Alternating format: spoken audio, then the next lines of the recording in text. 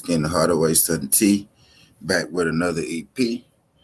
My bad, y'all, that I'm late for my own shit. Let me get my monetization on. Give your boy a second. Let me get my monetization on. Dwayne was good. Let me holler at everybody in the building. Was good. Jaguar Black. Appreciate you sliding through this joint. Jaguar was good. Case of War, my partner in crime. Appreciate you sliding through this joint, K. Appreciate you sliding through this joint, K. Was good.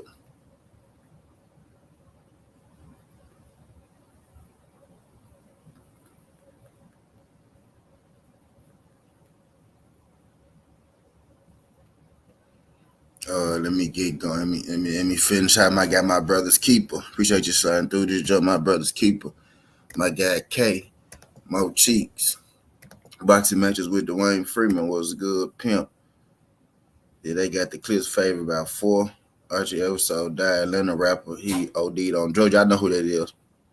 I know who that is. That's that We Ready dude, ain't it? That's that We Ready. That's that dude. Shout out him. K said, damn, I'm tired. Shit, me too. Shout out my guy Just Do Boxing. What's good? Appreciate you sliding through this joint, Just Do. My homie DP Rocker. What's good, pimp? Appreciate you sliding through this joint, DP. Glad you can make it.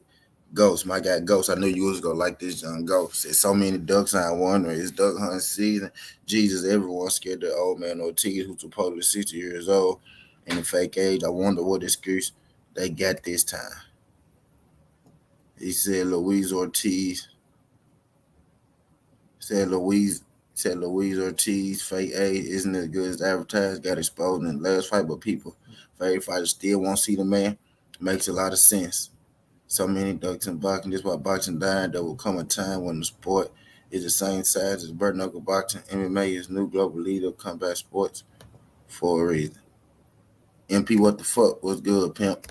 Appreciate you sliding through this joint, MP. Now that I spoke to everybody in the building. I'm late.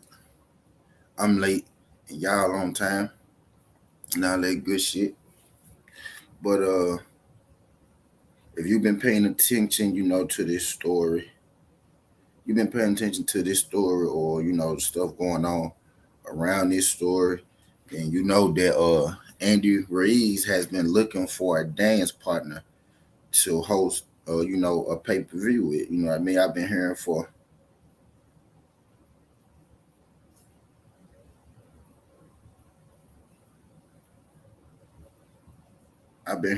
a minute. Andy Reid's supposed to fight this person. Andy Reid's supposed to fight that person. I heard Deontay Wilder, which I knew wasn't true because I'm close friends with Deontay Wilder's camp, so I knew that wasn't true. I was hearing Deontay Wilder. I was hearing maybe Tyson Fury. I was hearing maybe Dylan White. Guys like that. But the name that stood out the most to me was Luis King Kong Ortiz. I think that's kind of the feel that we all were getting that Andy Ruiz Jr. Will be fighting Luis King Kong Ortiz. Luis King Kong Ortiz is somebody. He's later in his career. I think he's an excellent fighter. He's what's good, damn man.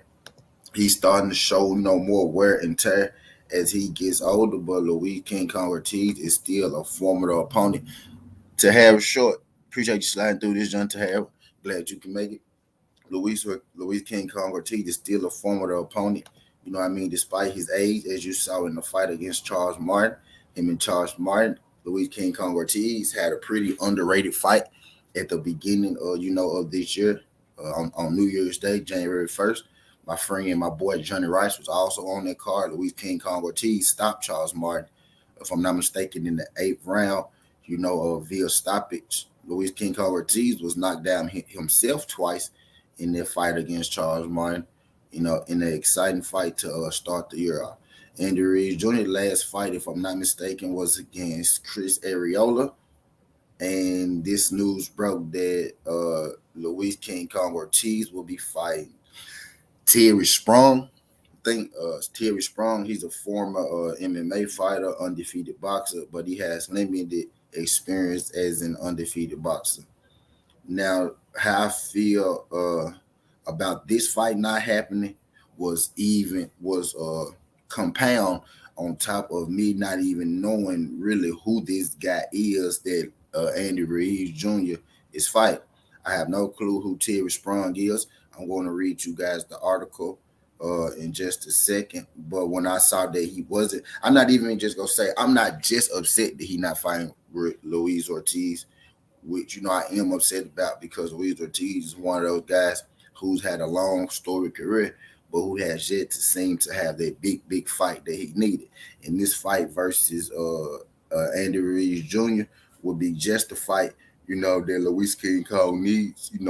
So we put his name in the hat so people can't deny King Kong Ortiz any longer. But it's looking like that we won't be getting this fight, Andy Ruiz versus Luis Ortiz, because Andy Ruiz had just signed to fight a different person, and he's not going to fight him on the PBC.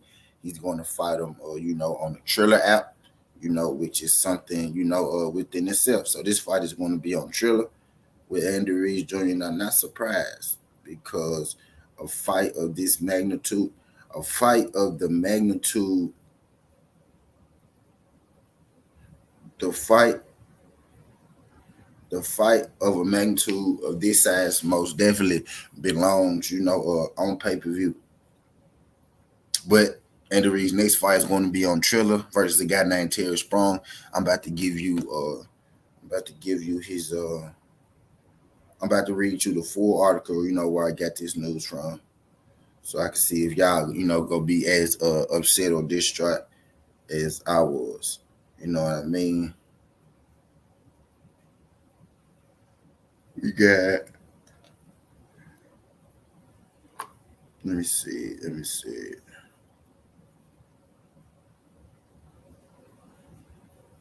Yeah, Andy Reid. My guy Chris said that he already knew it. Here we go. Reid versus Spong. Y'all said his name right. His name is Spong. It's gonna be in Mexico City.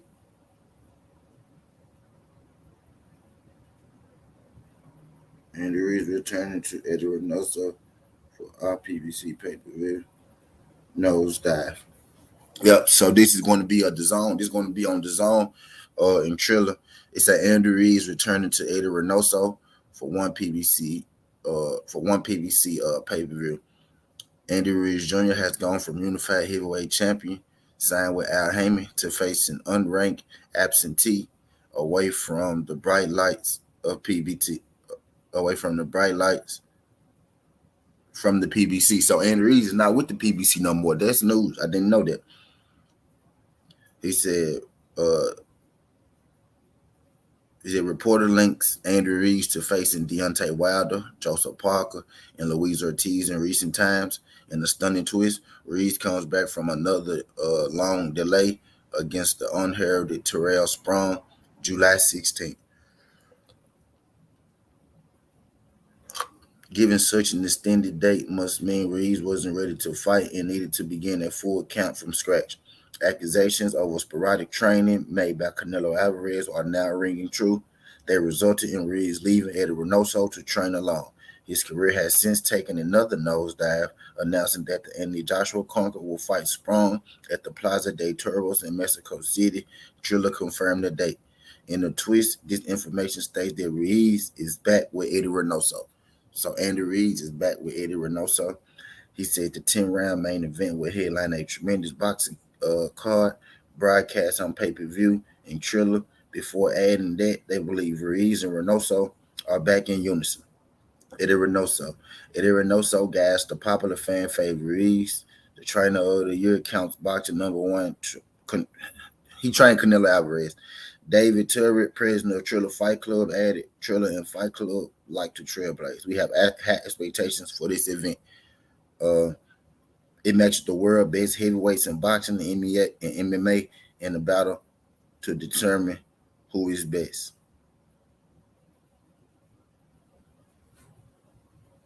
Trying to see if they say anything about Terry Sprung. But Andy Ruiz is back. Andy Ruiz is back with Eddie Reynoso. This article said he's back with Eddie Reynoso. His next fight gonna be on Triller, not against Luis Ortiz. Regarding his fight with Sprung, the Dutchman surname part-time MMA fighter, has been out of the boxing ring for almost 3 years. So the guy that Andy Ruiz is coming back to fight has been out of the boxing ring for almost 3 years. Terry Sprung. He said, but Sprung has a massive stain next to his name due to the alleged failed drug test surrounding a potential fight with Alexander Usyk in 2019. Amazingly, two failed tests reportedly came one either side of a negative one, leading to Sprung protesting his innocence. So, Andrew Reed Jr., what's good, Monica? Appreciate you sliding through this, young Monica. Appreciate you sliding through this, young Monica. Glad you can make it, pimp. So, Andy Ruiz Jr. So Andy Ruiz Jr. has decided not to fight Luis Ortiz, as I was expecting, but he's fighting this guy Terry Sprung. He's fighting this guy Terry Sprung, who has been out of boxing, for 3 years, who's also an MMA fighter, and who's also been caught as a drug cheat.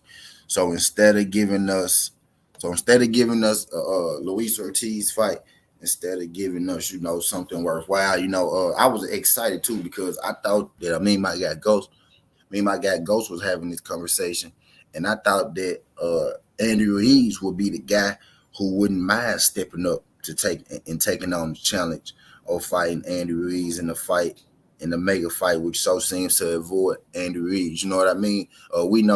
So seems to avoid Luis Ortiz. We know Andy Ruiz because he beat Anthony Joshua, and a lot of people know Luis Ortiz because he lost to Deontay Wilder. What better way? What bigger fight? Answer a question for both sides. They answer a question for Andy Ruiz Jr. Is he just Anthony Joshua? Is he just an Anthony Joshua win? And I also answer questions for Luis Ortiz. The question with Luis Ortiz is he a real, is he real or not? Is he a guy that was avoided, or is he a guy, who just a guy that never, got the big fights or his big opportunity? This I seen as a big opportunity for Luis King Kong Ortiz. Luis King Kong Ortiz was also done wrong in the situation by the IBF, if I'm not mistaken. The IBF called a title eliminator for the IBF Heavyweight Championship against Charles Martin and Luis Ortiz, which Luis Ortiz was seen victorious. And after Luis Ortiz won the fight, the IBF said, okay, well, we want you to fight another mandatory.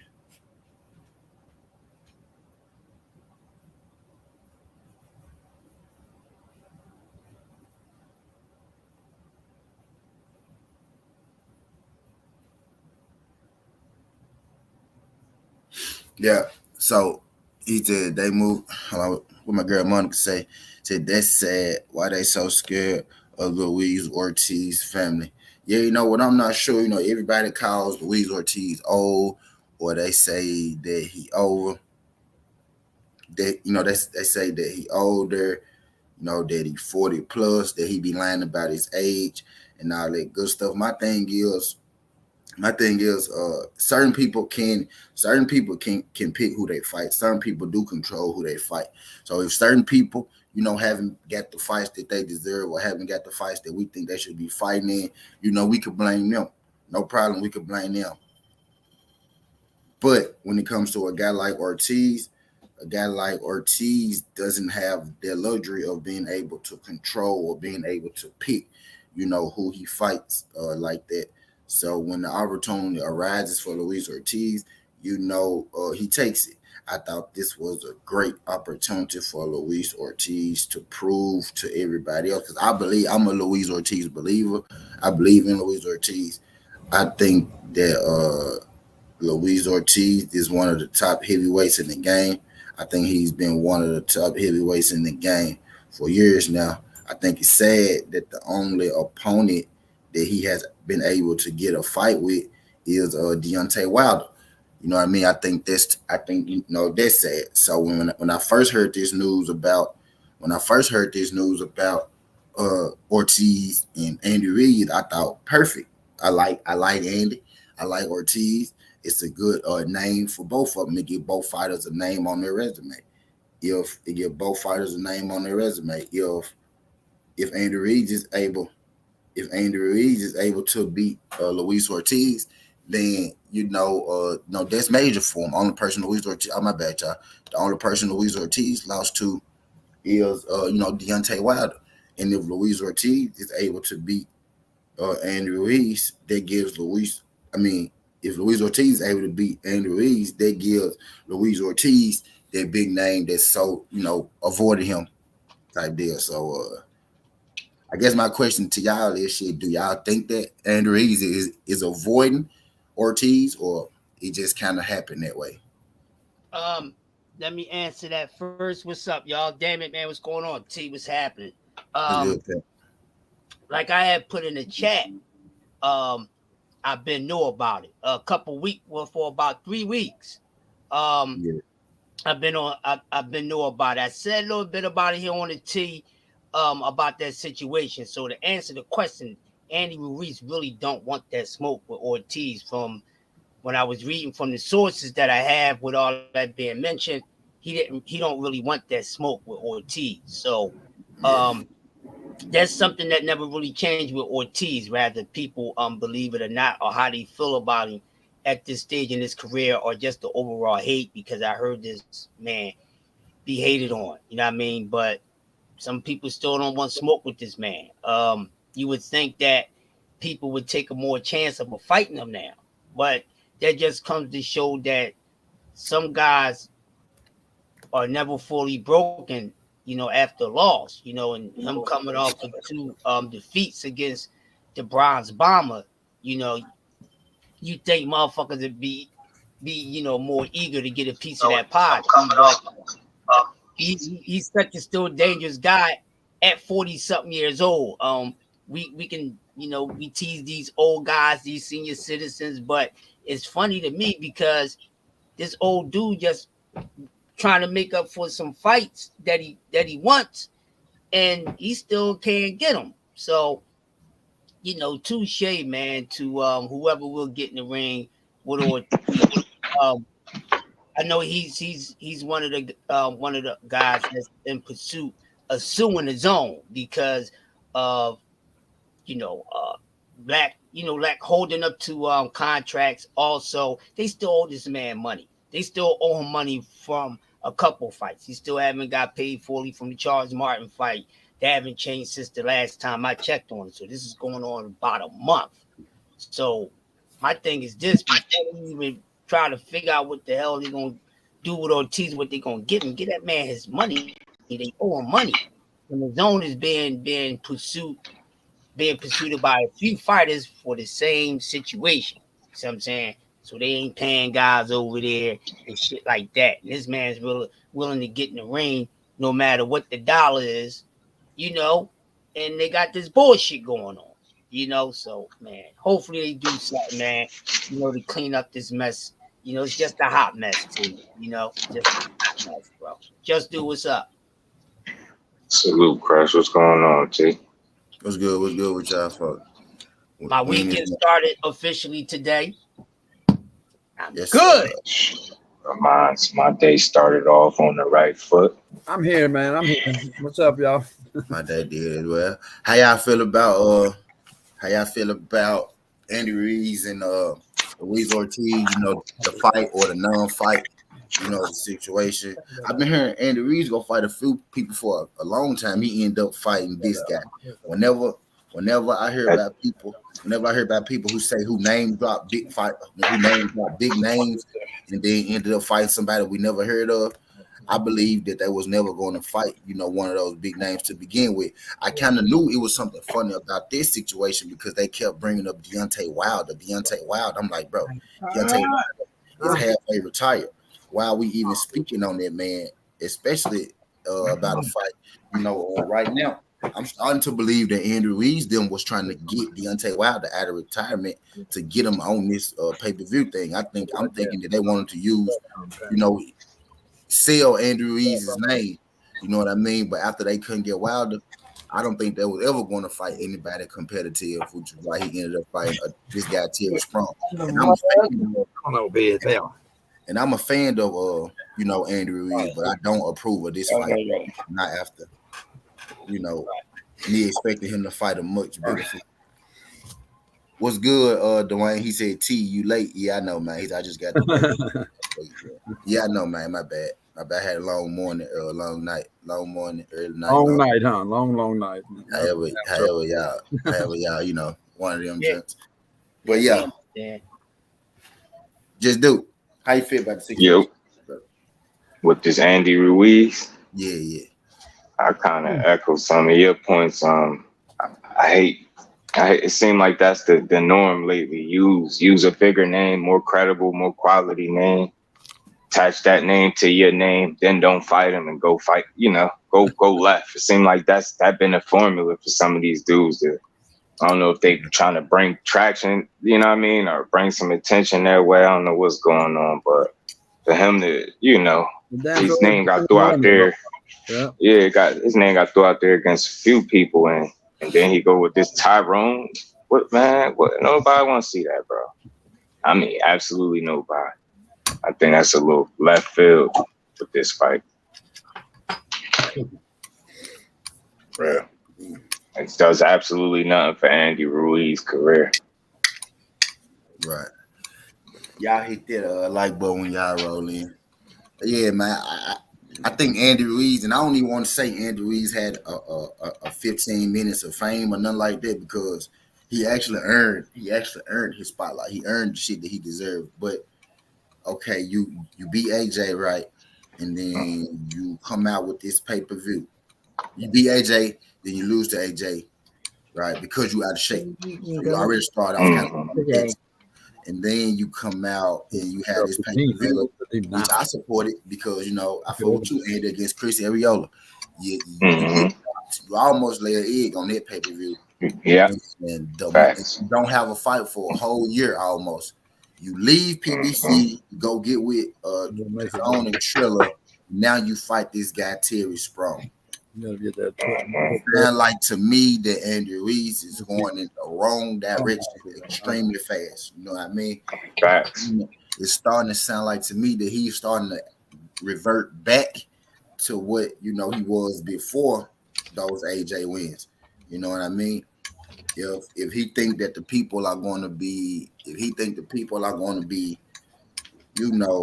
doing some virtual or something. If he think the people are going to be just sitting and waiting on him, watching him fight absolute nobodies, no, you're not a name like that, yet for us to be sitting around watching you, just fight nobody. This guy named Terry Sprung.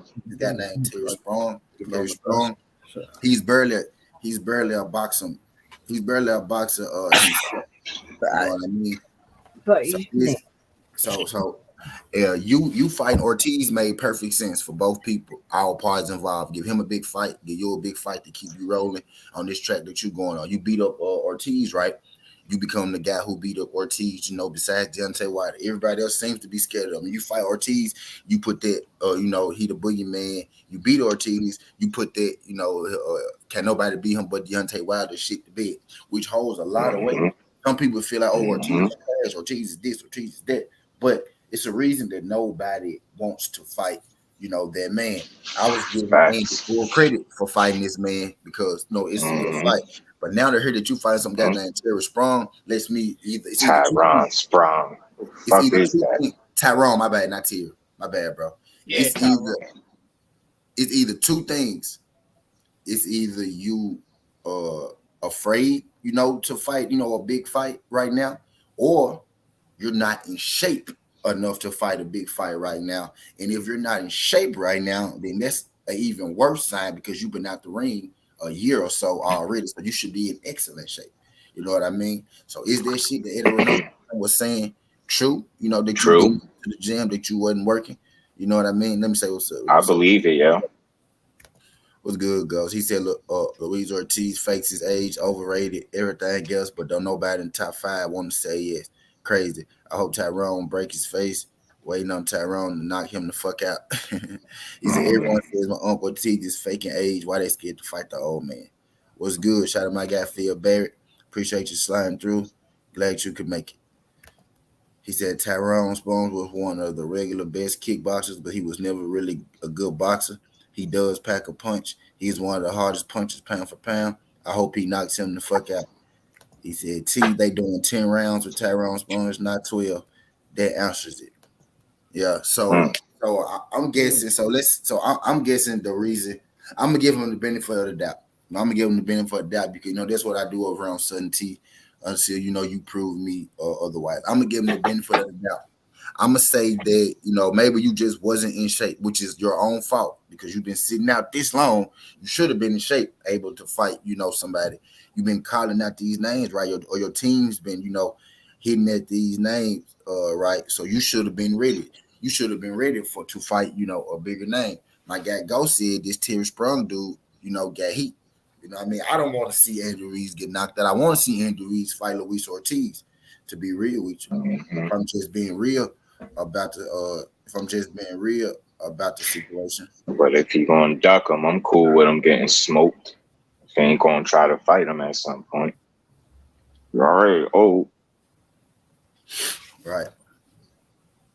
Yeah, so I just thought we was gonna get it. Like I expect everybody to duck Luis Ortiz, right? But I told my guy Ghosty, we finally got a fighter who I respected, who I felt like, we about to get one of these fights. Luis Ortiz is finally about to get one of these fights. You know what I'm saying? With Andy. In the beginning, this is one of the stories that I was on, certainly I was following. But I kind of laid off it because Andy Ruiz's opponent, kept switching from here to there. So I wasn't really sure which way to go. And now he come out with this guy. Now he comes out with this, MMA fighter, that he fighting. And I'm a little dejected by the news. I'm a little dejected by it because this is not, the type shit that, I had in mind type deal when I was thinking about Andrew Ruiz's next fight. Shout out to my guy Jelly Bean. Appreciate you sliding through this John Jelly Bean. Shout out to my guy Corey Sanders. Appreciate you sliding through this John Corey. Glad you can make it. Yeah, okay, let's just do. Okay, that goes. He said, remember how Otto started speaking the second I mentioned the old man? That's the reaction of every one of these goofies when they see Ortiz. Yeah, it means something, but I just hate that, Ortiz get ducked. I hate that Ortiz get ducked, and then people tell me, he ain't fought nobody. Ain't nobody ducking him, right? Yeah, or they ain't ducking. Or that he trash and all this shit. Like, it's okay. It's one thing if you can't get these fights. It's another thing if you don't want these fights. It's a different thing if you're pursuing these fights and you're not, and these people are not accepting these fights. You know what I mean? A big difference when it comes to a lot of fighters like Ryan Garcia, you know what I mean? Virgil Ortiz, since we're talking about it, Jaime Munguia, fighters like that, they are my problem with them is that they get a lot of opportunities that they don't deserve, bro. Right.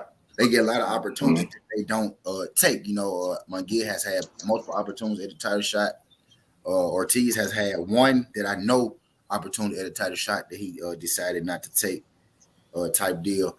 But then you got guys like even Andy Ruiz. Andy Ruiz is one of those guys, which is why I want to support him. He one of those guys who nobody knew about, average American heavyweight.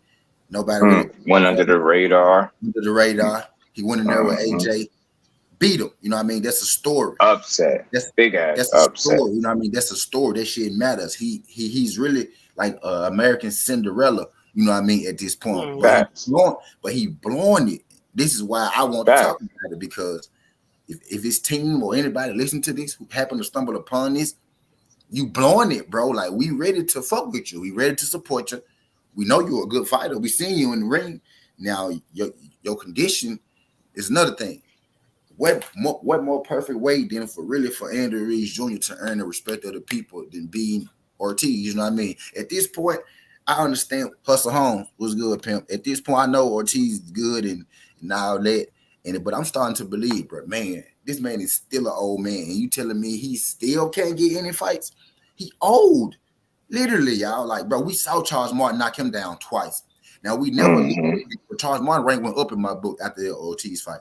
We never looked at Charles Martin as a world beater or Charles Martin is one of the top heavyweights.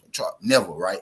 But he went out there. If you really watch boxing, if you really understood what you was looking at, that brother put on a damn good performance. Yeah, he gave Ortiz hell. He put on a damn good performance against Luis Ortiz. You know what I mean? He almost got the victory, but Ortiz came through. You know what I mean? Ortiz came through like champions do. He came through and he got him up out of there. You know what I mean? Cassandra was good. Appreciate you sliding through the junk, Cassandra. Glad you could make it. Glad you could make it. So, bro, it's like we just saw that Ortiz, you know, really does have a chink in his armor.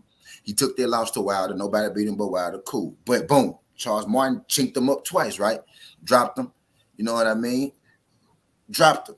You know what I mean? So, bro, he's vulnerable, right? So come on, one of y'all, somebody, god dang. I know Ortiz is the truth, right? But I want to answer my damn question. Can he beat somebody, you know?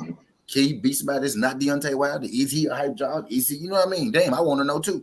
Which is why I'm thinking that Andrew Ruiz Jr. go get in the ring with him. Now we got two people who actually can fight, two credible fighters who actually can fight, even though one's a little older, but we get to see what's up. And Andrew Ruiz Jr. go the other way on me. Fight a guy named Terry Sprong, which I don't think it's because to answer my own question, do I think he ducked Ruiz Jr.? No. I think he wasn't in shape. So he chose somebody else, which is going to be seen as a duck. And I'm not going to be trying to save him from people saying he ducked either. You know what I mean? Because in a sense, yeah, you did kind of duck him. But I think you didn't take it because you wasn't in shape, which is why this fight is for July and not for next month or some shit like that. You know what I mean? Because you need a training camp to get in shape.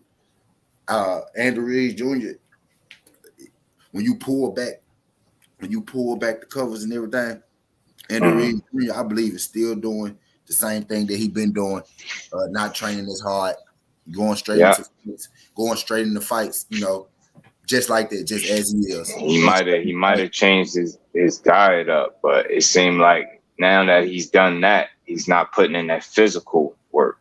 You know what I'm saying? He spent some time and energy trying to get his body right, but now it just seems like you're not putting in the work. And like you say, he probably gonna go into that fight halfway trained, and you know what I mean? You just never know what Andy Ruiz we gonna get or what kind of performance we gonna get from this dude.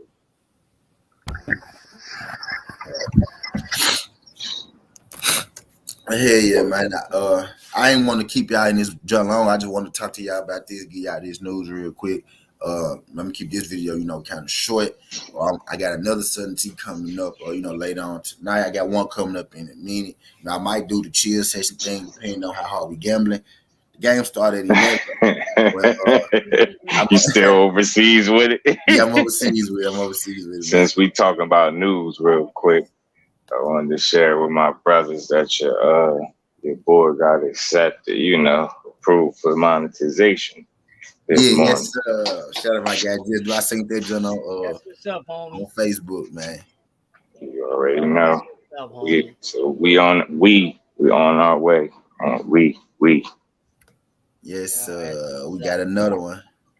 Appreciate all y'all good brothers. Oh man, we got another one just crossed the line today. We got another one crossed the line today. That's good. That's what it's all for, bro. Now you love talking boxing. We love talking this boxing, but now guess what? Now when we talk this boxing, we get a little change. You know what I mean? And that's the best. That's the beauty of it. Now, your opinion, you get paid for your boxing opinions now, bro. And that's a feat. Don't let nobody tell you that shit easy. Don't let nobody tell you that shit don't matter. You get paid to speak what you speak. That's a fact. You get paid to speak. That's a fact. For sure. So that's good, man. Every time you turn this bitch on now, that shit get to adding up, just do. So you get what I'm saying? Congrats, fam. Congrats on that. Appreciate you, man. Appreciate y'all good brothers, man, for real. But hey, yeah, we finna slide on about it. I just want to tell y'all that news that Ortiz and Andrew Ruiz is off. You know what I mean? He's off. You know what I mean? It never was really on, but, we could go and cancel this shit because he's fighting a guy named Terry Sprong. Hopefully, this is just an out-of-shape fight, but I also feel like they do need to stay or get in better shape. You know what I mean? Maybe this is just a out-of-shape fight. And, he going to hit us with, the Ortiz jump after. But for the time being, we got. I'm not watching this shit. I ain't gonna lie to y'all. I'm not supporting it. I bought his last pay-per-view against Chris Arreola, but I'm not supporting this fight with this Terry Sprong dude. I catches on the replay or something. They played us with this one in terms of like what we thought it was going. No slight against Tyrone. It's just, you know, it kind of was left field. You know what I mean? We was thinking Ortiz. It was like, Andy, who you want to call? I want to call Tyrone. Mm-hmm. Right. You did. You know what I mean? Because I don't want to get knocked out by King. For real. Call Tyrone. Get him on the phone and say, come on. Coward ass motherfucking marshmallow ass dude, man. Come on, Andy. You better than that. You showed us something, man. You showed us something, and then you slighted yourself by, you know, it's Friday. We got money, we got fucking bitches, let's party homes. You know, using your motherfucking next Friday bag. You see what I'm saying? And you should have beat that dude the second time around. You know what? He still see the potential in you, man. You partied trying to rock with you. We trying to rock with you. Partied enough. You know that money's starting to run a little low. Don't motherfucking mudslide and go backwards. I hate to see these dudes go backwards. Right. Keep pushing forward, man. Where's the consistency? And then soon as we get on them, then they get attitude. Well, we only speaking on what you've been showing, my man. Come on, bro. We for you. But just like T said, I ain't messing with that fight. I catch the replay or I just build off how I feel by watching the damn highlights because that's all it's worth. It's the highlights. There's no need to watch the fight and then go ahead and critique what happened after the fact. You know what I mean? So right. I catch the replay, man, or catch the highlights and talk about it then, but come on, man, you moving backwards, bro. How the fuck you go from ass juice to calling Tyrone on the phone? These ass juice still got a fucking name. God damn. Nigga, you did the opposite of clout chasing, motherfucker. You said, I'm getting away from the clout.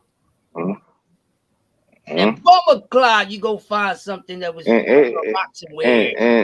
they need to get the memo, man. Attaching your name to the credible names and then not fighting them. That ain't what's it. That ain't what's up for us supporters, man. We ain't rocking with that. We's not rocking with that. That's not the new wave. Don't try that, man. It seems like that's the norm. That's what these people doing. Knowing damn well you ain't fighting these people, allowing us to, you know what I mean, get the thought in our head, then you go way left field. Then wonder why people ain't rocking with you. I'm gonna start filing false advertisement. You know what that showed me? They keep on doing what this shows me is Luis, Andy ain't what we thought he was, and Joshua ain't what they thought he was. Because both of them motherfuckers from ducking motherfuckers. Yeah, I was always Andy Luis just showed us that Joshua ain't what everybody thought he was, and then Ortiz just proved to everybody that Andy ain't what nobody thought he was. Yeah. I mean, the motherfuckers just scared to fight. I'm like, my whole thing is, what are you in the sport of boxing for? The sport of boxing is you box. You go out there and you fight the next opponent. So why the fuck are you scared to fight somebody? Available competition. You're in a business of fighting. You're in a business of fighting, but you scared to fight. Right. Or this just don't make no sense to me. I think we Reeves, you're not prepared to fight a good fighter right now because you're not as disciplined as you should outside of the gym. Well, according to all the motherfucking videos and pictures he was taking, the nigga looked like he was cut up like a bag of dope. Right. So I mean, if you ain't in A1. When the last time he got that motherfucker tattooed on his ass? Right. When he got that tattoo on his ass? I didn't want to bring that up. That was the last. That was the last time I wanted to see a picture of that nigga. That nigga he showed a tattoo of his ass. I was like, I don't even want to see the nigga no more. Right. You go somewhere else with that shit. Who the I fuck? Want to bring somebody that tattoo shit their up, whole fucking ass. Dog, he tattooed all the way into the crack of his ass. Who the fuck does that? Motherfuckers that like to stick weird as hell for that. Motherfuckers that like to stick gerbils up their ass and everything else. Listen, if you are a man, he literally laid down and let somebody spread his ass cheeks open while they tattoo him. He bogus. He is bogus for that. Pineapples. Definitely bogus That's for literally that. what he did. He laid on the motherfucking table and he let somebody spread his cheeks open while they tattooed the motherfuckers. Yeah, he shot out for that. He bogus. If that's not no foodie shit, I don't know what is. That's I'm not letting nobody tattoo my ass. And I got like there's no proper I got word like for that shit, 5 or 6 tattoos on me. My ass ain't one. I got like 5 or 6 tattoos. Listen, real quick. I gotta get this out. You lay on your damn stomach. A man. Not talking about the fun boys right now. Not talking about the power bottom. But you, as a heterosexual man, if you lay on your stomach and let someone spread your fucking ass cheek like Moses fucking split the Red Sea and start doing interior decorator to your shit, then you done let some other things go all the way up in there. I don't know what it was, but it was something. People use gerbils, they use vibrators. I don't know. I'm just saying. You gonna do all that? And then it's a needle, nigga. Yeah. So you was awake for the pain. So you don't flinch from the pain from somebody doing interior decorating between your ass cheeks. That's beyond suspect. No, that's weird as shit. Ain't no drug. I don't know what tattoo artist authorized that tattoo. Well, we know they gonna make their money. All I know is I'm 46. I'm 46 years old, and I haven't even got a motherfucker. I haven't even got my prostate checked because I ain't letting nobody get that close to my ass. Fuck that. Ain't nobody getting that damn close to my motherfucking ass. Listen, I had to paint the narrative like that because I haven't seen any signs of this dude being a rainbow bender. You know what I'm saying? But since we explained it in detail, I'm a rainbow bender. There's a possibility that this man is a power bottom. Power bottom. I never heard that before. Yo, I swear to God. In order for you to let somebody do something like that, you have to be comfortable with letting somebody grab your ass. I don't even like my wife grabbing my ass. I don't even like my wife grabbing my ass. I'm not letting nowhere. You're not putting your hands on my ass. I will fucking break your fingers. Damn. Keep that shit up in the back when my area, wife baby. grabbed my ass, I tell her all the time. You can fuck this back up. You can do anything with your back. You go below that fucking back, I might crack you upside your head. Was the closest thing to me. I don't play that shit.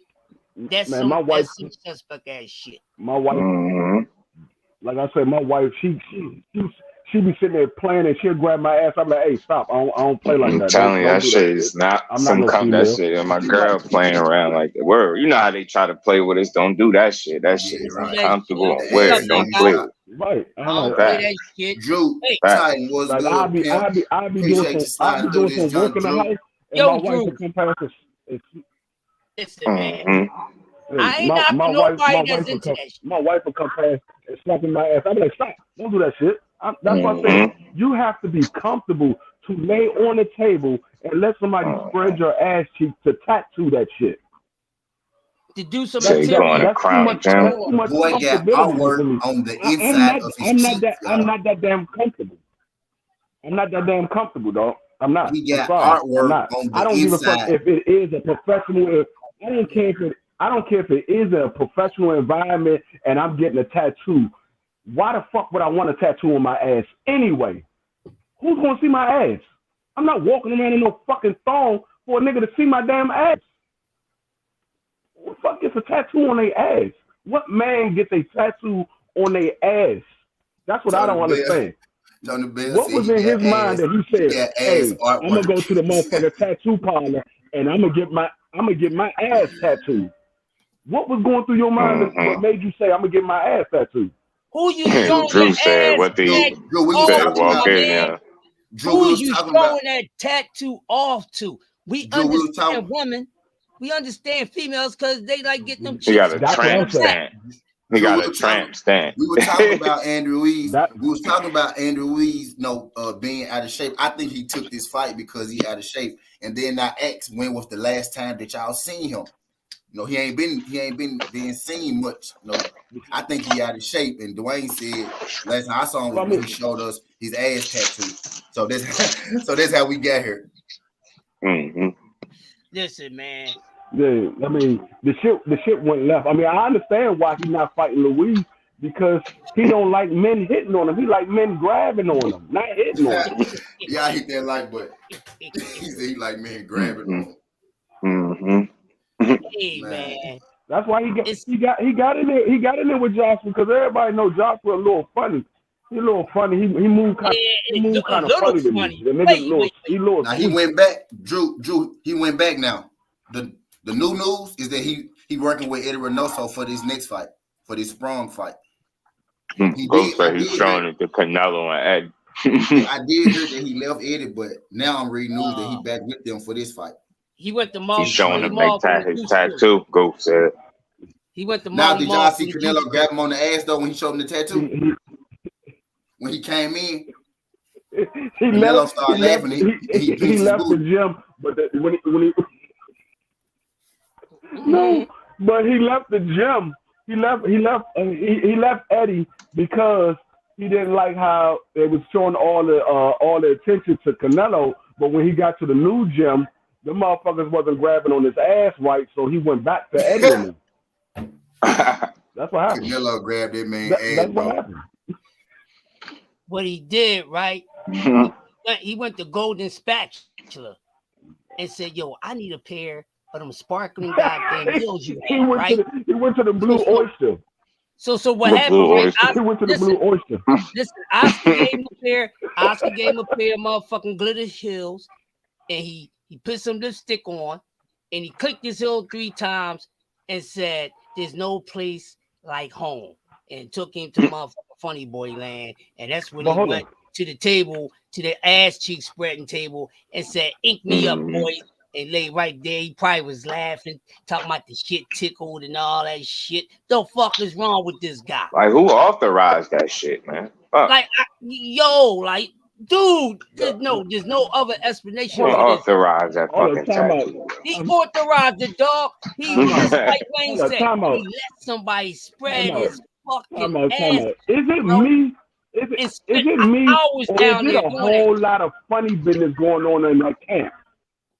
Mm-hmm. There's a whole lot of funny business going on in that camp, from Oscar De La Hoya all the way down to fucking Ryan Garcia. All the motherfuckers are a little funny to me. A little weird. Like, you don't know if these niggas are straight or what. These niggas are a little funny.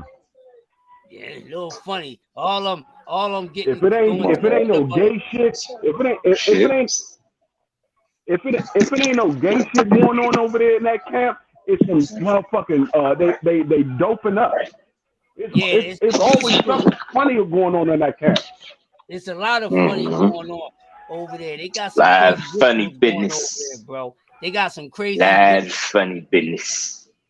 They got some rituals, some funny rituals going on over there. Let's look at their body language. Look at their face, like Wayne said, man.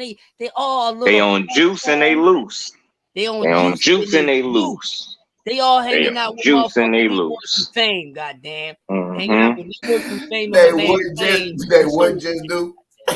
They on juice and they loose, man.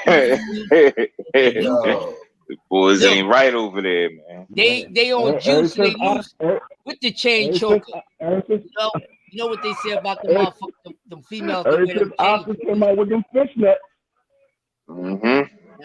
Ever since Oscar came out with them fishnets, I couldn't believe he did that. Like, I ain't even gonna hold you. He was weird as hell with that. Yeah, see, because on some real shit. Drew said, check your text. Niggas getting their ass tattooed.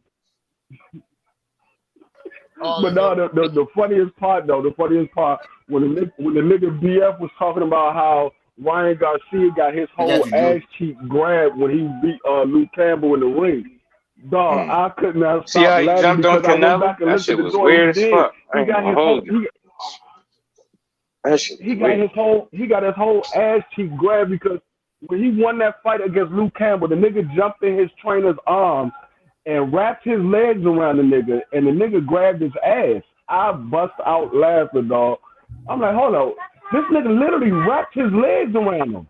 Now, I understand you just go and jump and the nigga grab you or some shit, but this nigga wrapped his legs around the nigga in the middle of the ring on live TV. Yeah, wow. All them niggas funny, dog. I'm telling you, all them niggas is funny. Fun. Fun under the sun. Come and spread that daughter all on my buns. Just a wee bit strange, bro. Just a wee bit. Crazy. I'm gonna get back to boxing. I'm gonna get back to the boxing though. The juice is loose.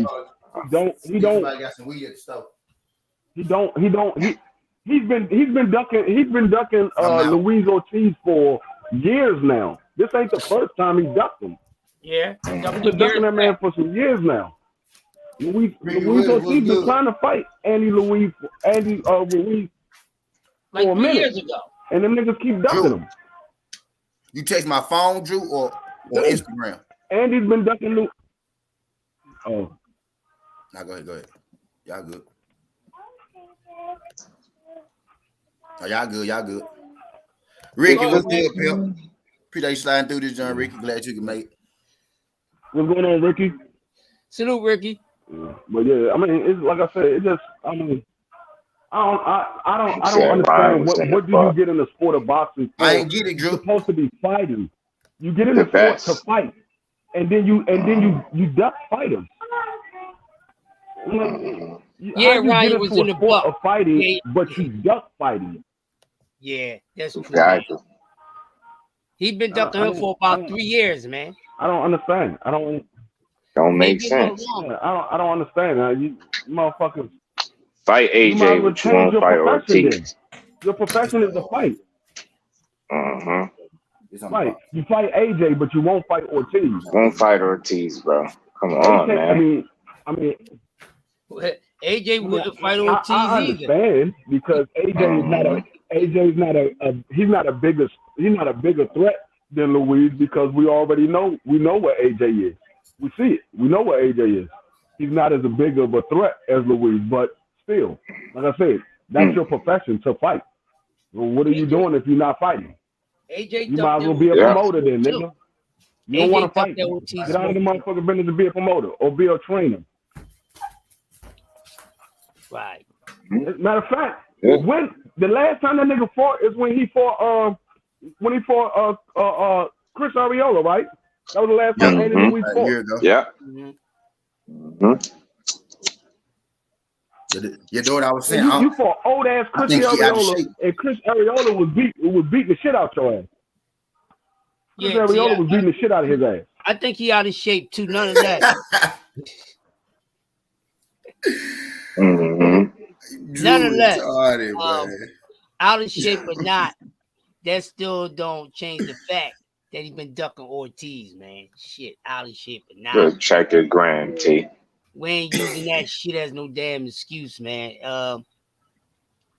Like Dwayne said, your profession is to fight. And it's too many loose holes in the game. Oh shit, they killing him. They be tearing Oscar up. Yeah. What's good, bro? They be tearing his ass up. Drew, funny motherfucker. I know Drew sent you a picture of some funny ass shit. Nah, he sent me a picture of Cotto. He sent me a picture of Cotto and Canelo facing off. The just said Canelo. I mean, Oscar playing in the person. Game on a threesome.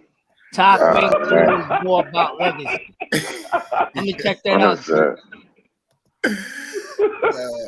Hey, y'all hit that like button when y'all rolling. Drew be catching all that shit. Drew do that shit all the time. He be catching all that shit. I be sitting there on his live stream, be dying. I'm like, damn, at least I ain't the only one that saw this shit. But Drew always catch that shit and put that shit on the next day. As soon as he see it, he put that shit right up there. Yeah. Like, at least I ain't the only one that see the shit. He get at him, yo. Oh, that shit. I be dying over there, dog. I can't even type in a motherfucker sometimes. I'm like, man, this motherfucker going in. Yes, sir. Dr. Mark. I still think the funniest shit though is when Drew had that dude on there that was supposed to be telling Drew about how he's not a police officer, how he wasn't a police officer, but the nigga didn't have no facts about nothing, and then the nigga got mad as shit when Drew asked him was he gay. That's when the whole nigga attitude switched. Nigga took his sunglasses off and everything. That nigga, he wasn't mad the whole time until Drew asked him was he gay. He was like, it's not none of your business. It's none of your business. That's not a logical answer you give when somebody asks you if you are you gay and you straight. You don't say that's none of your business. You be like, nah, nigga, I ain't gay. You don't say that's none of your business. So I was like, hold up. This nigga said that's none of your business. But he didn't say no. He said that's none of your business. Yeah, that's the obvious thing. That's stating the obvious, nigga. Is you with it or is you not with it, bro? What's really good? What is it?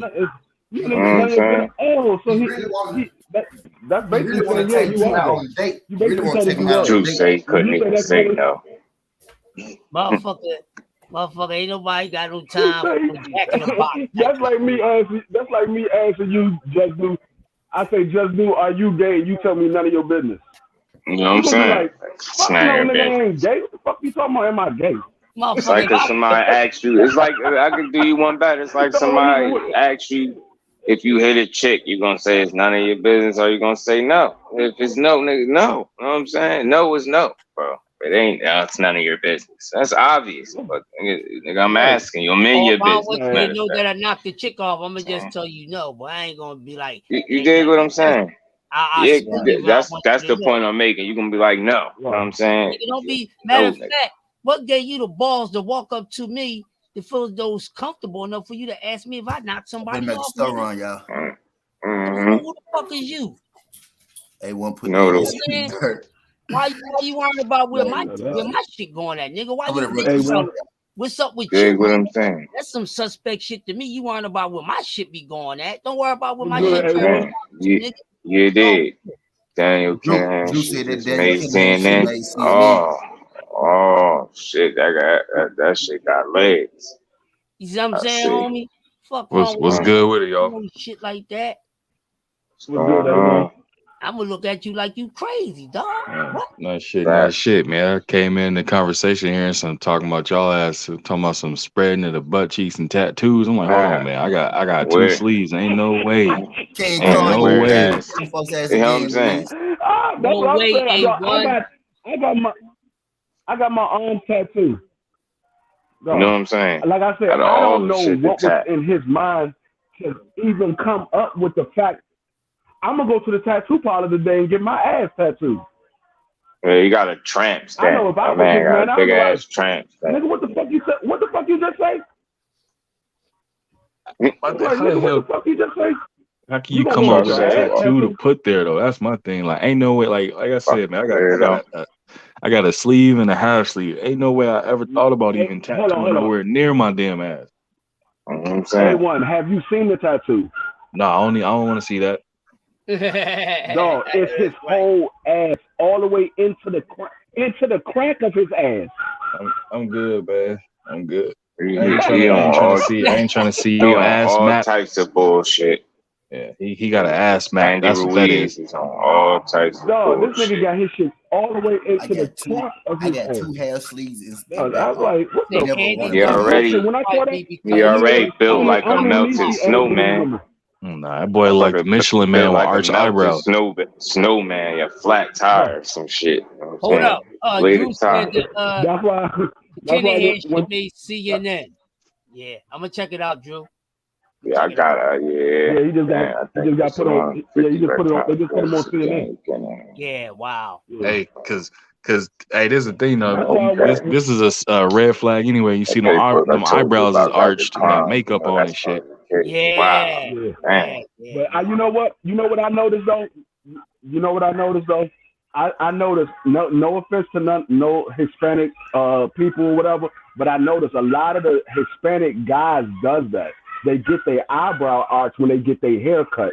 And I remember because I went to a Dominican hair barbershop. It was a Dominican barbershop I went to out in the Bronx. And the nigga was giving me a tint taper. And the nigga asked me did I want him to shape up around my eyebrows. I was like, fuck no. I'm like, no, he don't shape around. He's like, no, I'm just gonna clean it up. I was like, no, it's good. My shit is natural. It stay like that. That's how I was born. That's how it's gonna stay. I'm like, no, you ain't. I don't know if it's, but a lot. Gotta save some shit for the I see a women. lot of Spanish guys does that. They get their Same here, eyebrow. man. I need my fucking eyebrows can throw up gang signs for all I care. Them motherfuckers just stand how they is. That's a fact. Yeah, no, I'm not. I don't do that. I don't do that. But I see a lot of them. I see a lot of them do that shit. Even down here in DC, I see a lot of the Spanish guys that does that. I was like, damn, I've seen a lot of motherfuckers get their eyebrows arched. Like, no, nigga, that's too much like feminine. That's women shit.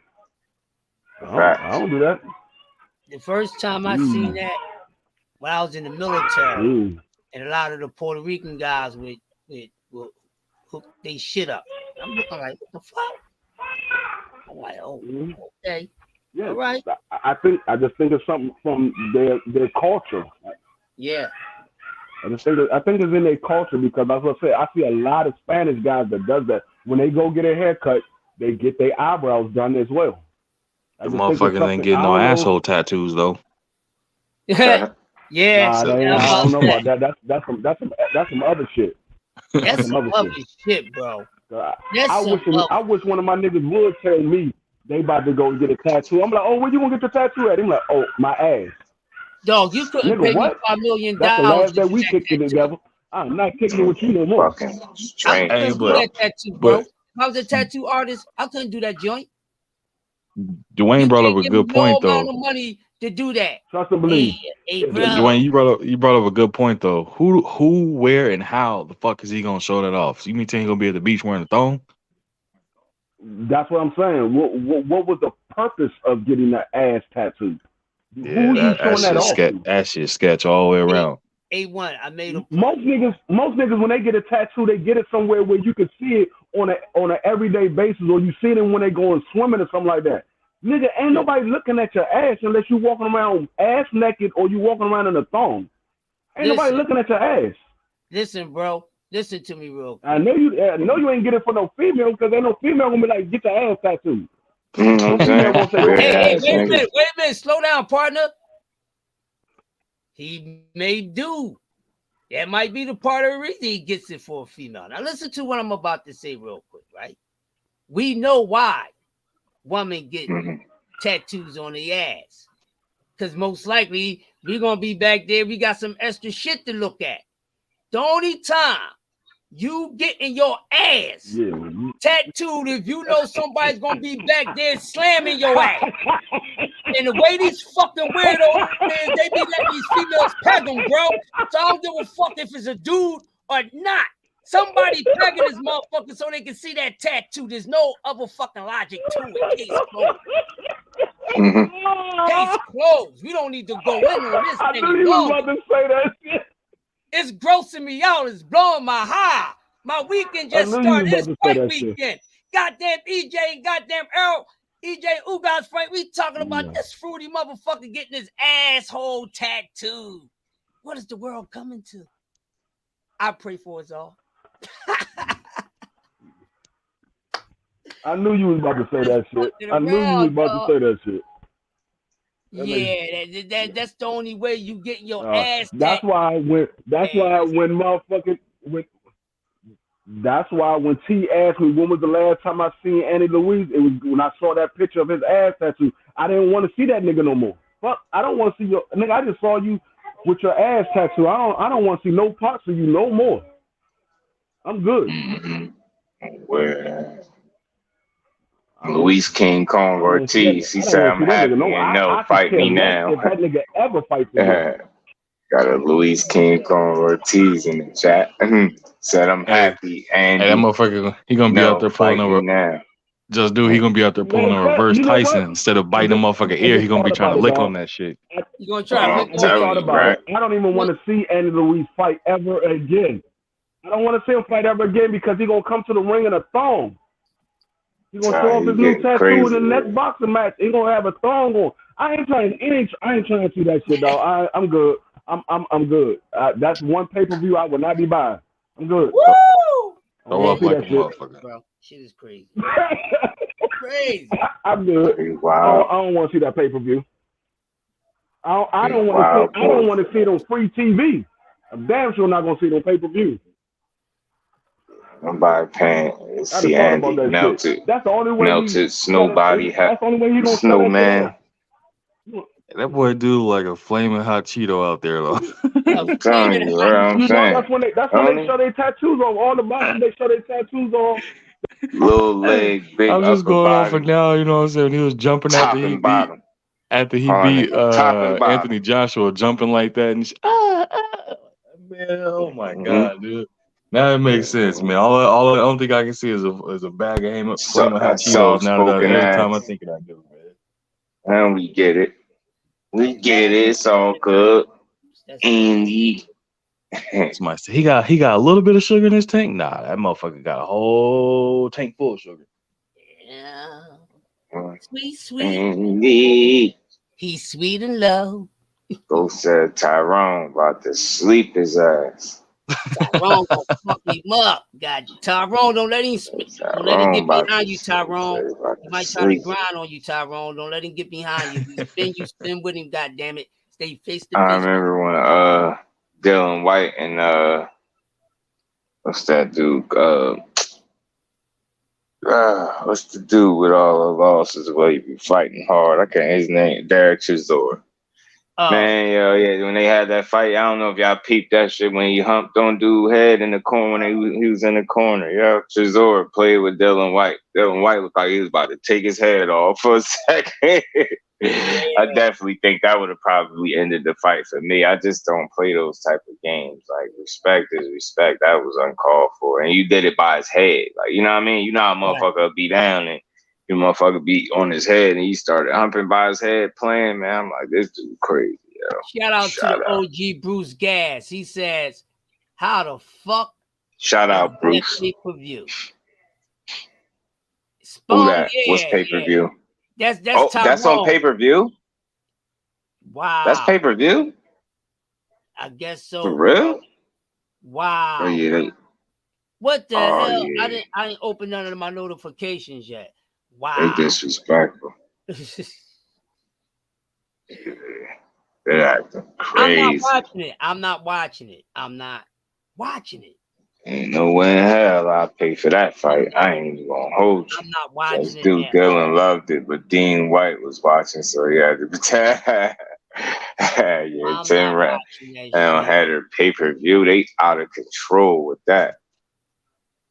I don't even care how much the pay-per-view it is. It's just not a pay-per-view worth the fight. You know what I'm saying?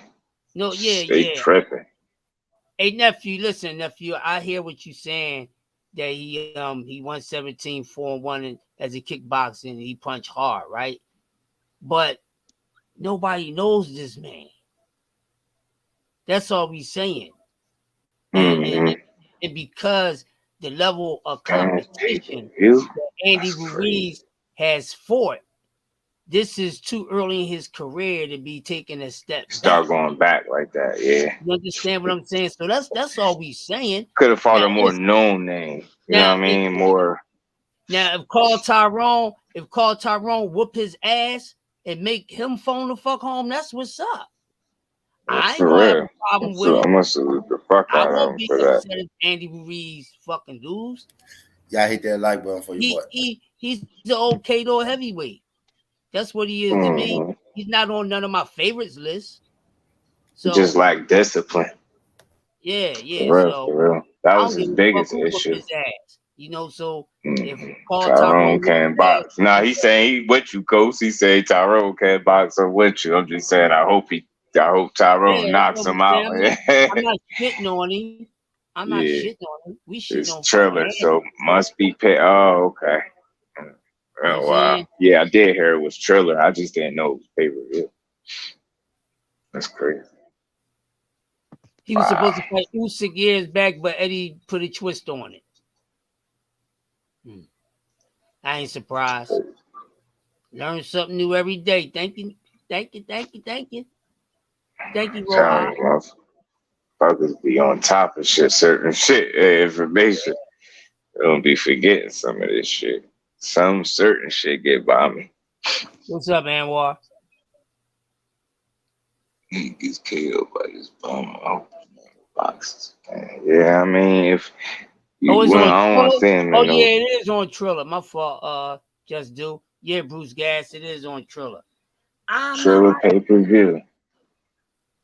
I listen to Thriller by Michael Jackson. Car and pay-per-view from the historic Plaza de Toros in Mexico. Wow. Damn, I guess they just going for the gusto. Fucking Thriller.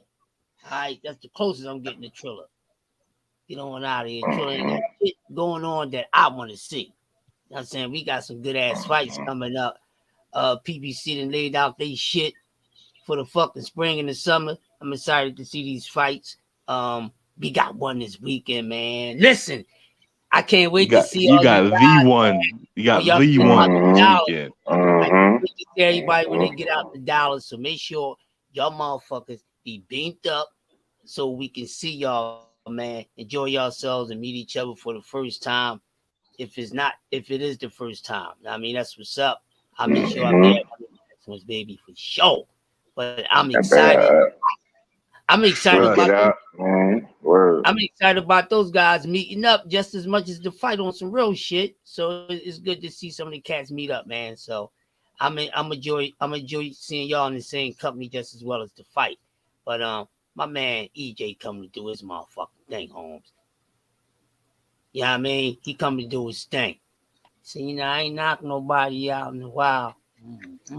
That's what I'm looking for. That's what I'm expecting. Yo, that other media workout. Oh, what? Not to cut you off. Yo, I don't know if I don't want to exaggerate, but that shit, bro. That man looked in phenomenal. So go ahead, just do. Go ahead, put it out there. I didn't get to see it yet. In phenomenal fucking shape.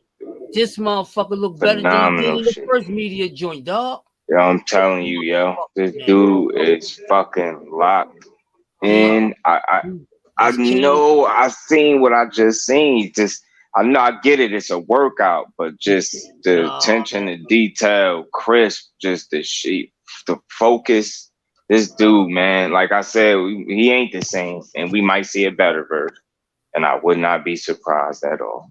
Sometimes if we see a better version, you could tell if a motherfucker's gonna win a fight. Sometimes, you know what I'm saying? It seems like to me, like he had to spend the bare minimum of time having to worry about the weight, and whatever he did for far as getting down, I mean, for me, he had to cross every T and dot every I.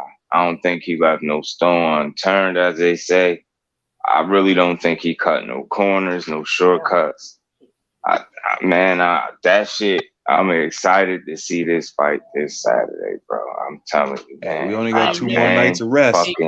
Fucking down, bro. Two more nights of sleep. Motherfuckers counting down like Christmas. I'm telling you, bro.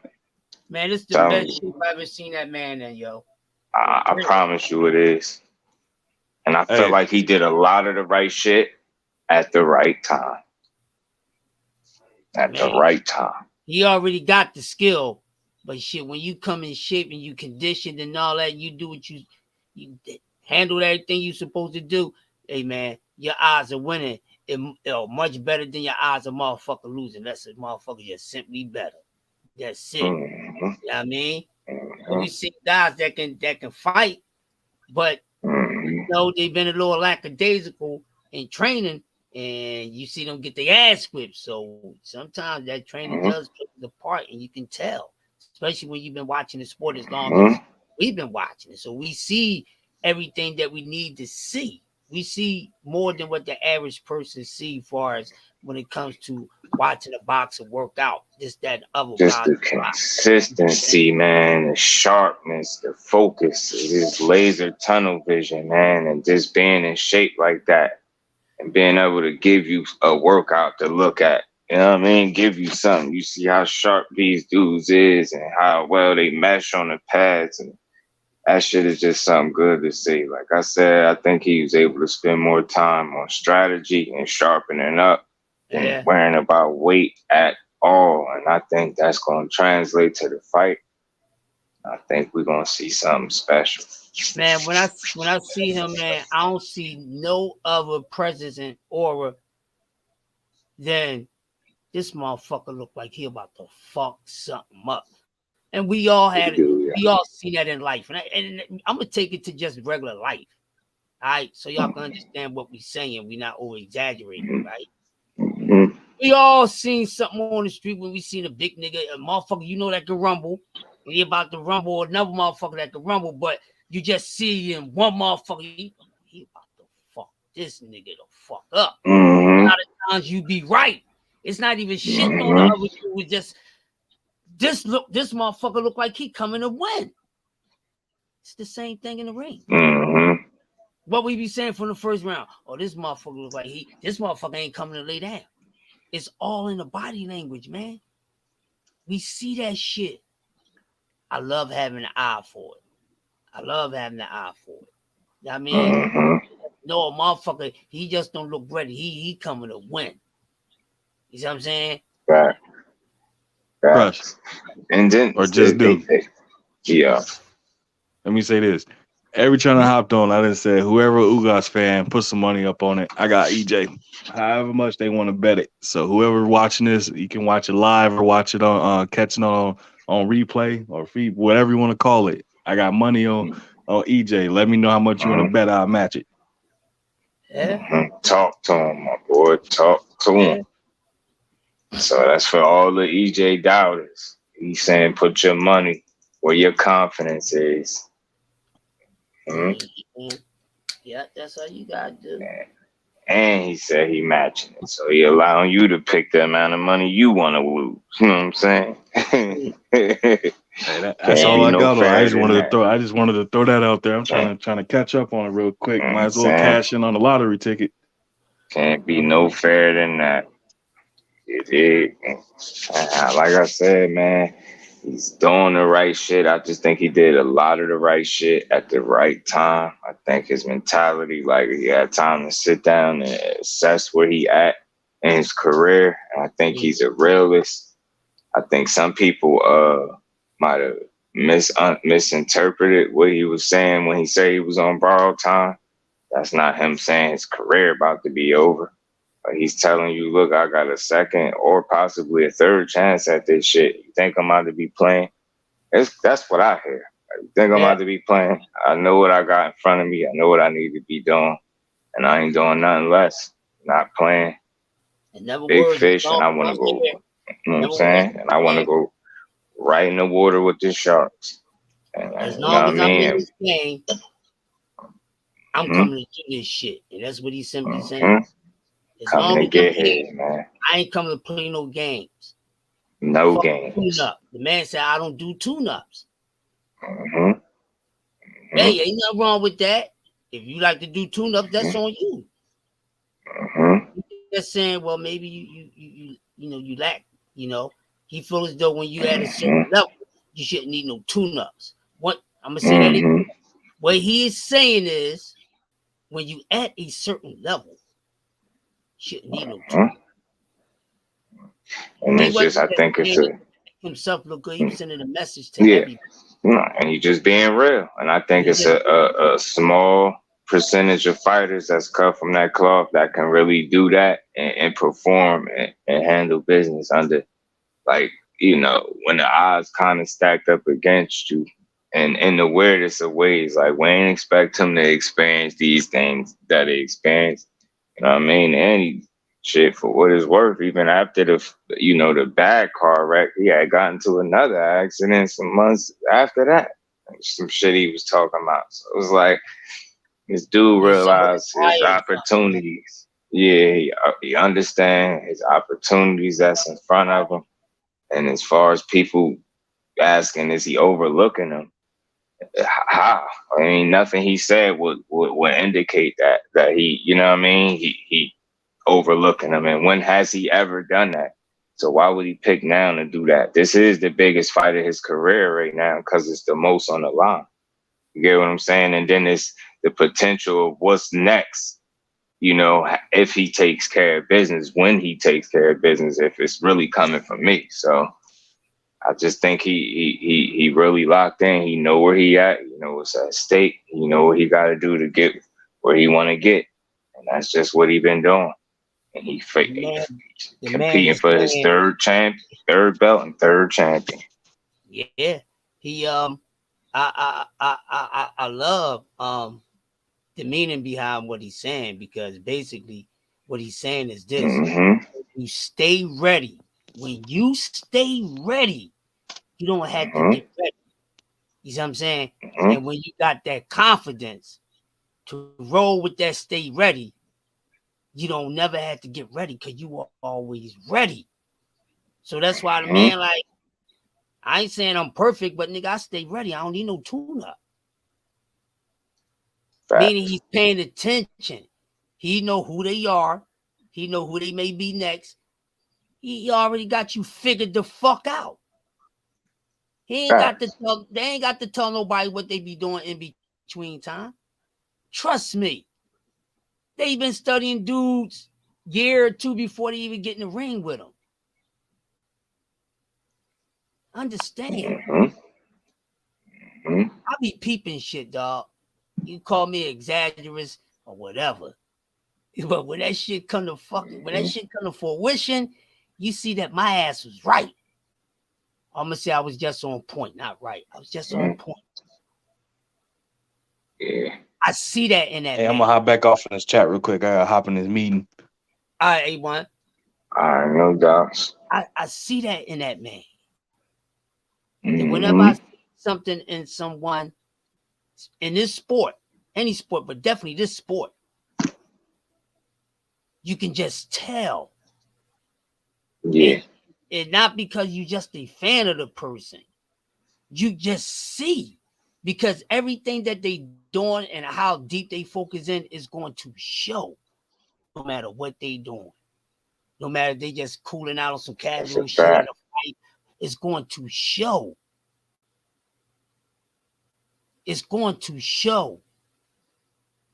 Floyd Mayweather was a perfect example of it. Stay fucking ready. Never looked out his shit. Always ready to go. Go out, have a good time, watch the shaky butts, and go keeping it ready. So when it's time to get busy, man, tick tock, tick tock, tick tock, ding ding, showtime, bitch. Yep. When you focus, ball in your court, what you gonna do? What's destined for you is hard to be broken. It's hard to be broken. It's hard. It's very. And then on top of that, when you taking care of the things you supposed to take care of, the things you can control along the way, and not taking nothing for granted and showing that you learn, I just think that make you all the more dangerous. Just understanding where you at in life, where you at in your career, and I just being able to properly assess and act accordingly. You know what I'm saying? And I just think that's what we getting. We're getting a combination of all of that. I think it's going to translate into the ring. It's going to be some special shit. Stay on your shit. Mm-hmm. So when it's showtime, you can do your shit. Mm-hmm. Opposite Ryan Garcia. Mm-hmm. Like Opposite. that fight, to me, that fight showed me, I mean, for me, like what I already kind of thought, like the way you post those videos and the shit that you show you work on, it seemed like that's all you've been working on. It's like maybe you might have ran, did some like, you know, some miles or some shit. So you might have something in your tank. You ain't old, you don't smoke, you know, but as far as the performance and how it lacked like you consistency. Like you were able to do things, but it was just here or there.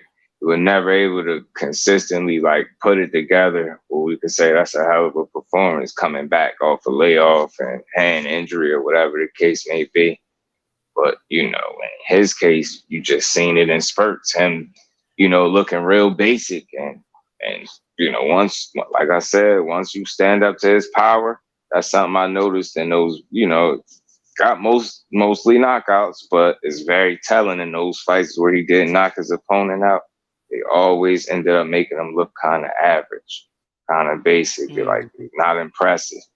And I feel like that's what's been kind of saving him some degree because he actually can punch and he's been able to get these guys out of there and it's look good. You know, it's kind of hiding where he, you know what I mean? He could kind of hide where he's not good at, where you able to, you know, get a knockout. You know, people forget that maybe looked a little shitty or shaky before you got that stoppage. You know what I'm saying? So that dude just got a lot of work to do. And for me, if he grew up a little bit in front of us off the shit he said, I could respect it.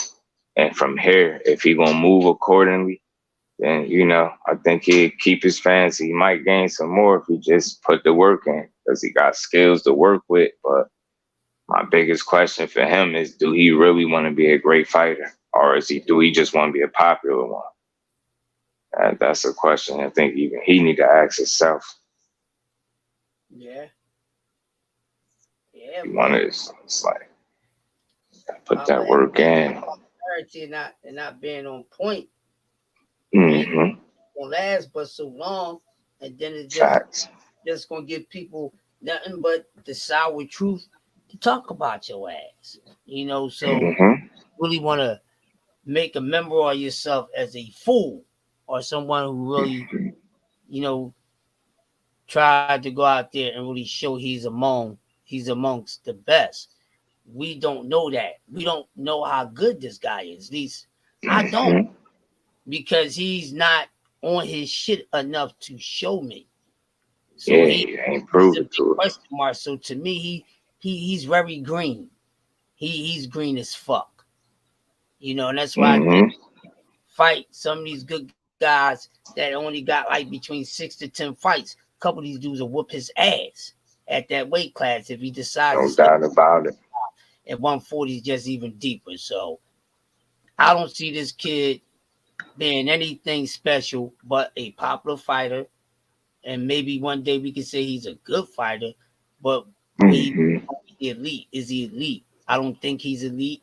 Even if he gets on his game, I don't think he's going to become elite. I think his ceiling is that he's just going to be a good little fighter, no matter what they do with him. You see what I'm saying? Because it's going to be some things that you cannot train. That dude ain't got the strongest chin. Yeah, he can punch, but when you punch, ain't keeping the motherfucker off your ass, and they get a chance to tap you, that means they shit is holding to your they shit is more resistant because they taking your shit and you want to hit hard, and they eat that shit like it's motherfucking M&Ms. I'm saying one after the other, and it's like, and the that's at that point. Average power, or just a little average power, and tap you on your pretty chin that you like to keep up in the air so the girls can see it. Which that's one see that you have. He lacks defense. He's not a defensive guy at all. So he got to get that. Or even worry about getting anything in his offense tight. And he needs to get it out of that shit tight because all that fast shit his punch placement is horrible. You know, Yeah, so and I he gonna think have because he's trying to be so fast.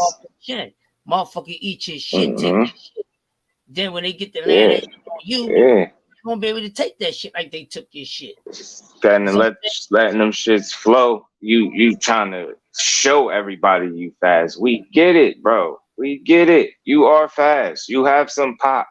But do you have skill? Can you consistently put forth a performance that's going to impress the people? That's going to show that you grew in there. You know what I'm saying? Are you going to demonstrate some growth? Or are you just stuck where you at?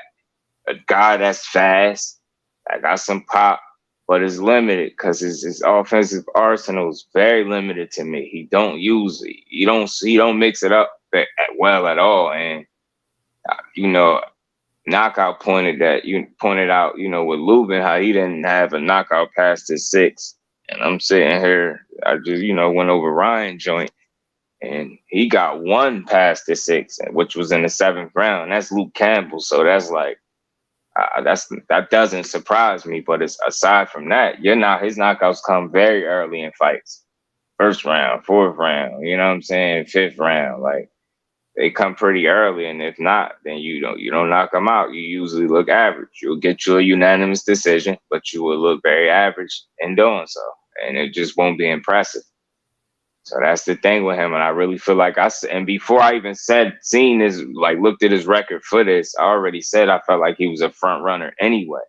I think he got power for that first quarter. Maybe he could push it to the 6th round or so, but I think after that, it's kind of it level out, and you know what I mean. I just don't think he's the same puncher in that back half of fights, and you kind of seen it with people taking him the distance. It ain't like these dudes are some world beaters that's taking you the distance. You just ain't able to get it done because, like I said, you carry your power early.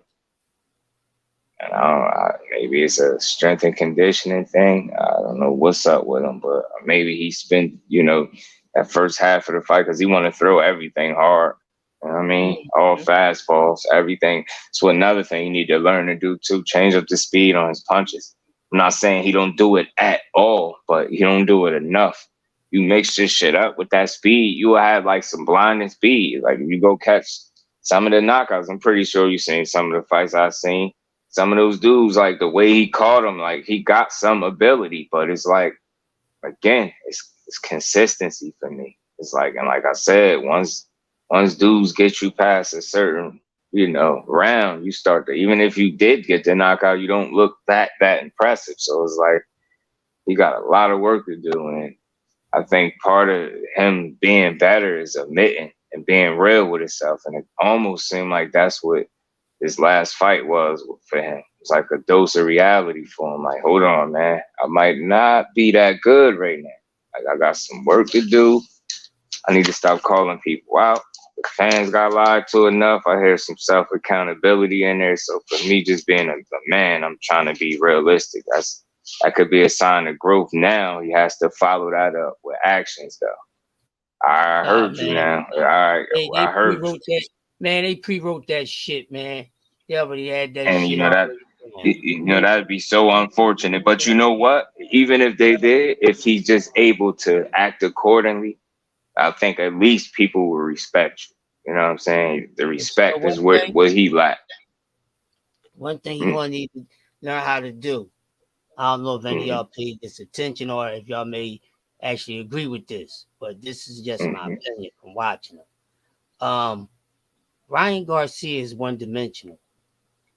And what I mean by one-dimensional, he's one-dimensional far in range. He's only effective at range.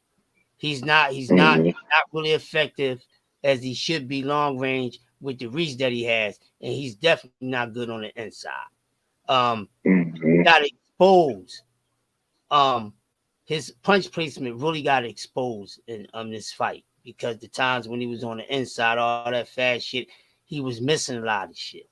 And this no disrespect to Talgo, we ain't know shit about him. I know I didn't, but this guy, he was fast. He had some athletic ability. He had some brain generalship. His defense wasn't as sharp as, but he was able to make this dude miss a lot of that shit on the inside. Where, you know, if you piece 3 or 4 should have landed, not 2 or 1. You see what I'm saying? So he's only effective mid-range. That's where his power is more effective, and that's where he actually has a better chance of a better percentage of landing his shots. But long distance, he don't know how to use that. You know what I mean? He just feels I'm just naturally longer. I got you. But shit, your placement ain't good.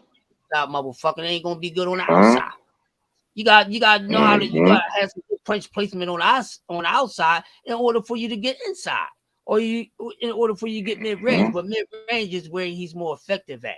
And then if he's going to get with it, and then the level of competition is very deep now, he's going to need to have a second or third gear when it comes to his range, bro. Because when he get in there with a lot of these guys, let's say he go to 140, hypothetically, all right, he go to 140. It's a lot of guys out there that like to apply pressure, and a lot of them guys know how to cut the ring off at 140. It's not too many guys at 140 that don't know how to cut the ring off. I'm not saying all of them is like that. It's only a very small few. But them guys know how to apply pressure. This kid don't like pressure.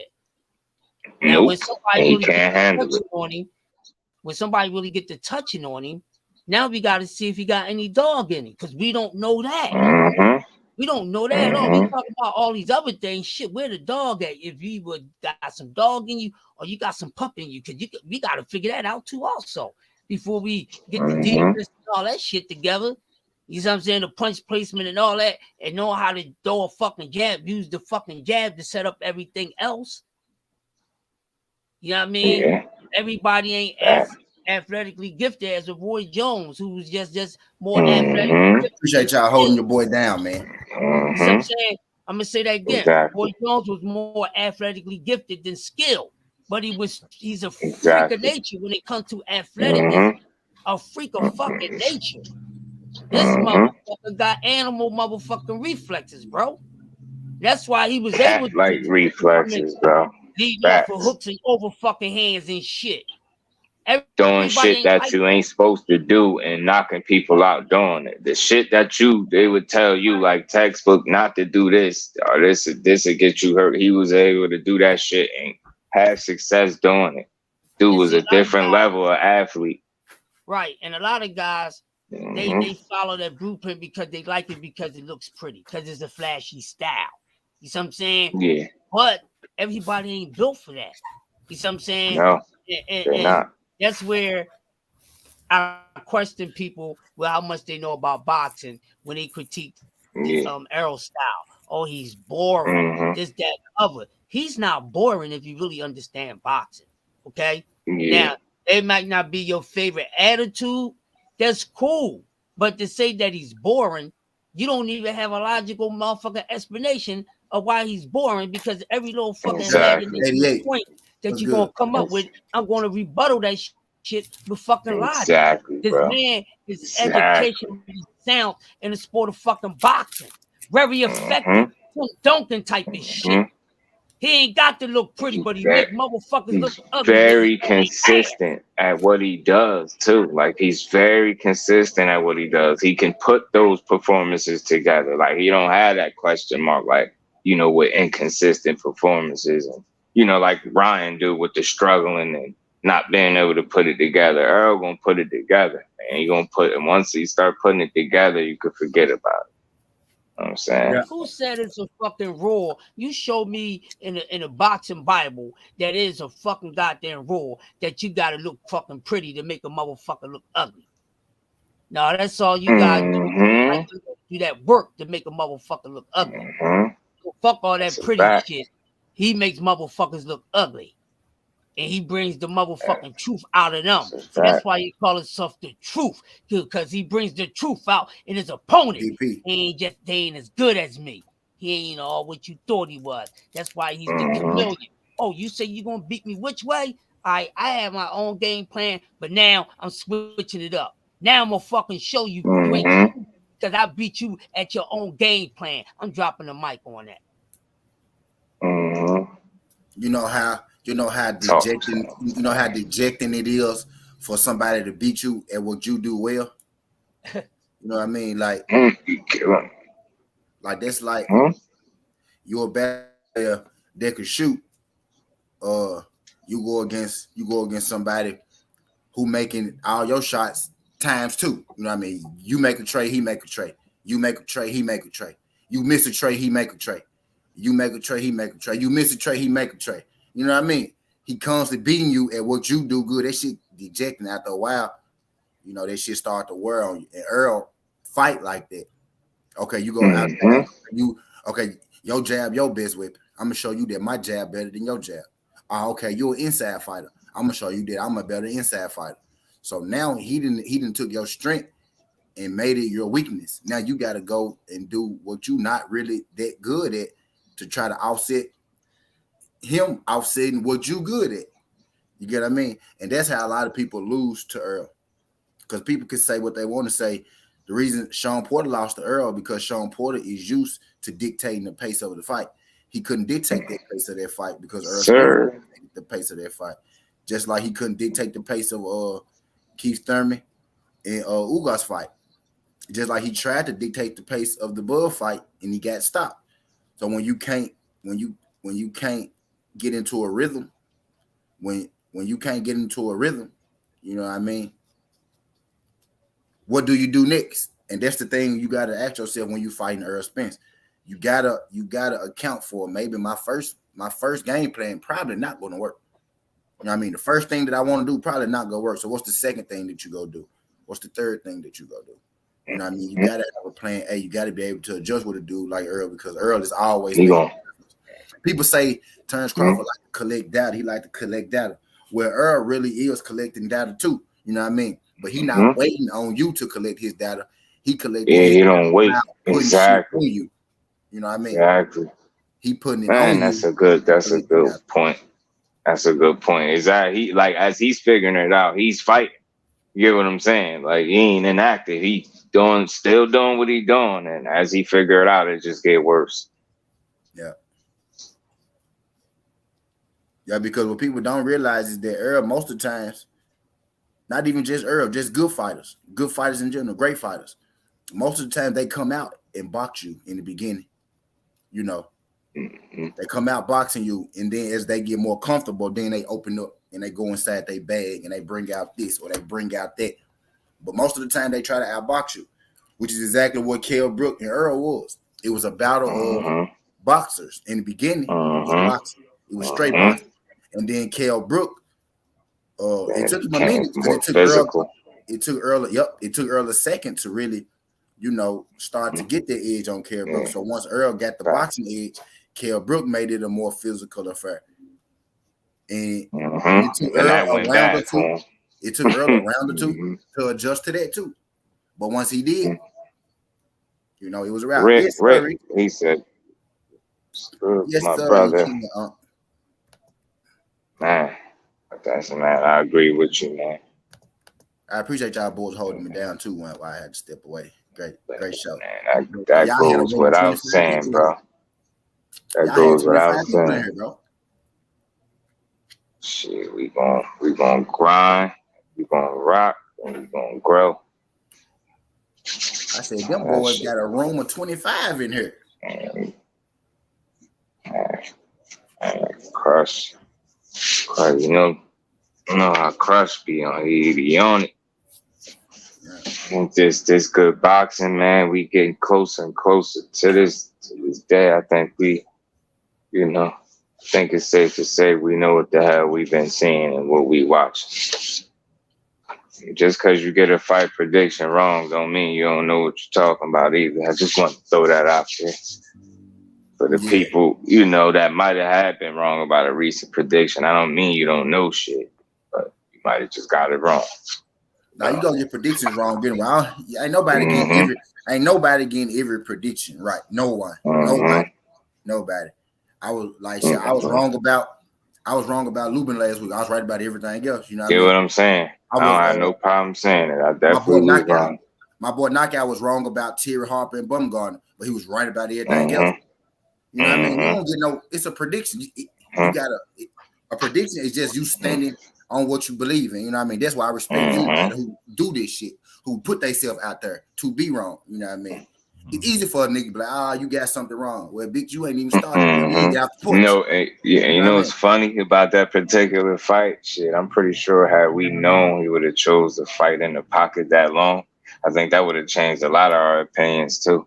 By him not mixing it up more. Because, like I say, he came into the fighter, in my opinion, being a better boxer, but he walked out of there not showing that. You know what I mean? If I knew Lubin would get interviewed by Punch Drunk, I would have said he was gonna lose that fight. Fuck you mean? Right. Word. And I didn't know until just now. You know what I'm saying? Like that's like a prediction, bro. It's just what it is. It's a prediction. It's how you think the fight gonna go, man. But shit, it's human.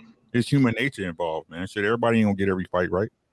If that was right, facts. If that was the case, there's no need to watch the goddamn fight. What's the point? If that was the case, we all would be millionaires. I sure be betting on my shit. Robbing the shit out of the bookie every Saturday. T, I forgot. I think I told you my brother had hit him again for 13 and some change. But the kicker was when I did talk to him, he said he was I think a game away from like 12, 13 grand.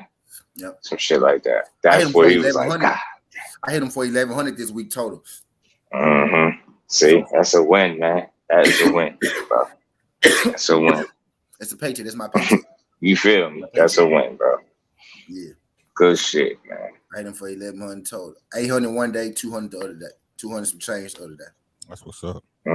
Good shit. Rick, what's on your mind? I know you got something good for us. With the fight, with my blood money, Erickson Lubin money, that's Sebastian Fundora bet that I made. I told y'all that I was going to bet on Fundora on the live, though. I said I'm going to put my money on him because he underdog, but I ain't want him to win. Deep down, I did not want him to win at all. Yeah, I mean, and wanting to win and voting with your head is two totally different things. You know what I'm saying? You betting to make money, so you know what I'm saying. But yeah, man, I'm just waiting for this Daniel Kinahan shit to blow up, bro.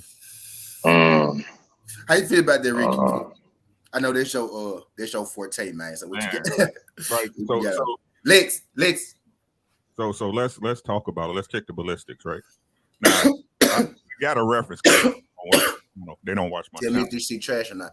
You know what I'm saying? They don't watch my channel, but I know Crush was there, bro, when we talked about this shit last summer about how I thought and I put forward that MTK is it's a money laundering scheme, right? It's a money laundering scheme.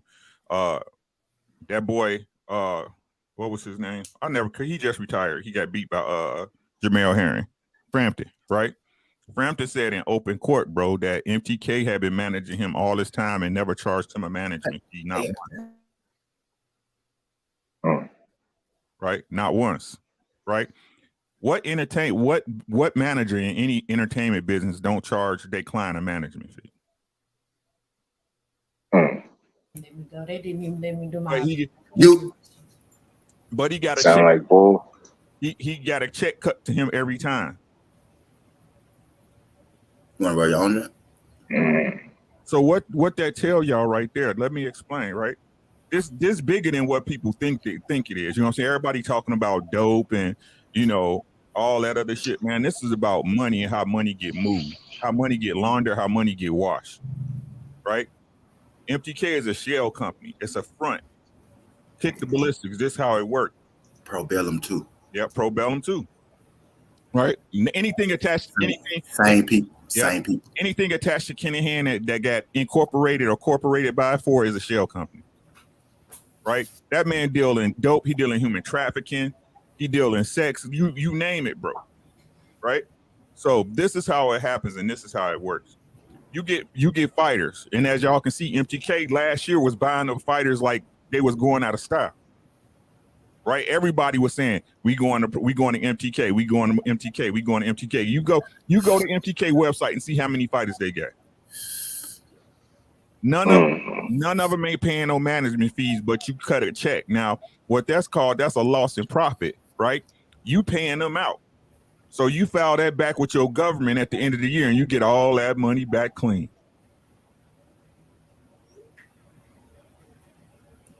You get all that money back clean. I'm mad at the boy. I'm mad at the boy fix fights. I ain't mad at the boy sell dope. All right. But the game is the game, right? And these people, the same people who just last year was smiling hand in hand with Daniel Kinahan, Bud Crawford, Bob Arum, right? I'm trying to distance you away from this man, even before that, y'all knew that man was a gangster. Y'all knew he was a monster. Y'all know what he was, right? But we got to learn. But and this what I'm talking about, right? This is what I'm talking about. But everybody want to talk about Floyd doing bad business.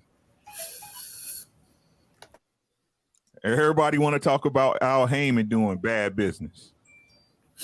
When in these other people, Daniel Kinahan is business as usual.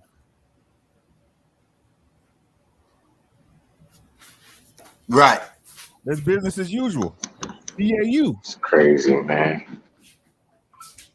Right? So straight crooks. So again, I say again, bro.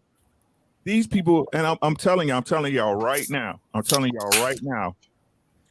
Daniel Kinahan got his hands in more pies than anybody saying. It coming to boxing. He got his hands in more pies than anybody telling you. Right.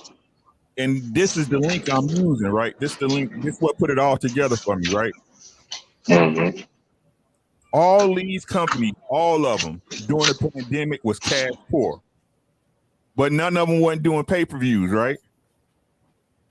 But y'all was complaining about the PBC doing pay-per-views, right? Because they had to do that because they had to feel you can't have as many people watching the fight. You can't put no ass in the seats, correct?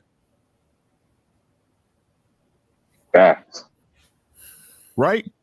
But everybody was cheering and everybody was cheering and cheerleading for Top Rank when they had a fight. Oh, Top Rank gave us a free card. See? That money had to come from somewhere. Everybody was out of budget. No matter what nobody keeps saying, bro. For every boxing promoter, bro, if they have a network deal, that them ticket sales is in the budget. That's part of their profit and loss. Why you think they always telling you on the boxing? We got 14,000 in the building, sold out crowd. You want to wait to whistle? Wait to it. Really? Try to whistle? Really?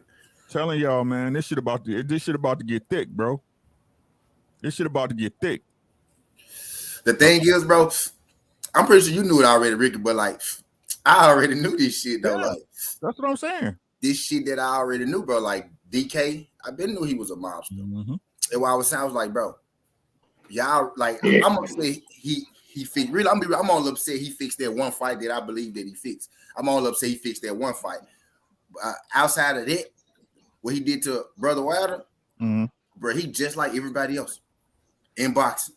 It just for some reason they want to pinpoint him, and I think that's more so because he from over there. He had already had this shit on him. Right. If he was in America, when nobody even know he did none of this because they'll just be fucking with him like all the other gangsters. It'll just be under the, it'll be low key like everybody else. You know what I mean? But I believe this shit that's coming out already been here. He already been wanted. Already can't go here, can't go there. He been walking around bulletproof vest up. You know what I mean? Ain't nothing changed. It's just the same shit that they came out with. The real question I want to ask myself is what made them come out with it now? See, but hey, if we want to go down a rabbit hole, that's a totally different subject, right? Now, if you're looking at the USA right now, and if y'all peeping major news, right, a lot of shit is coming out against politicians, actors in mainstream media. In mainstream media, right? The lieutenant governor from New York, that motherfucker about to go to jail. He had to resign because he in voter fraud for Trump versus Biden, right? You got these Disney's employees who got caught for sex trafficking with kids. right? You got another actor, I can't remember his name. He just got caught up and he getting persecuted. He getting tried for a sexual offense with children. Right? 15 states, I think, I don't want to lie. Is it 15? I think 15 states right now is also reporting that there was fraud during the presidential election. Hillary Clinton going Trump next month.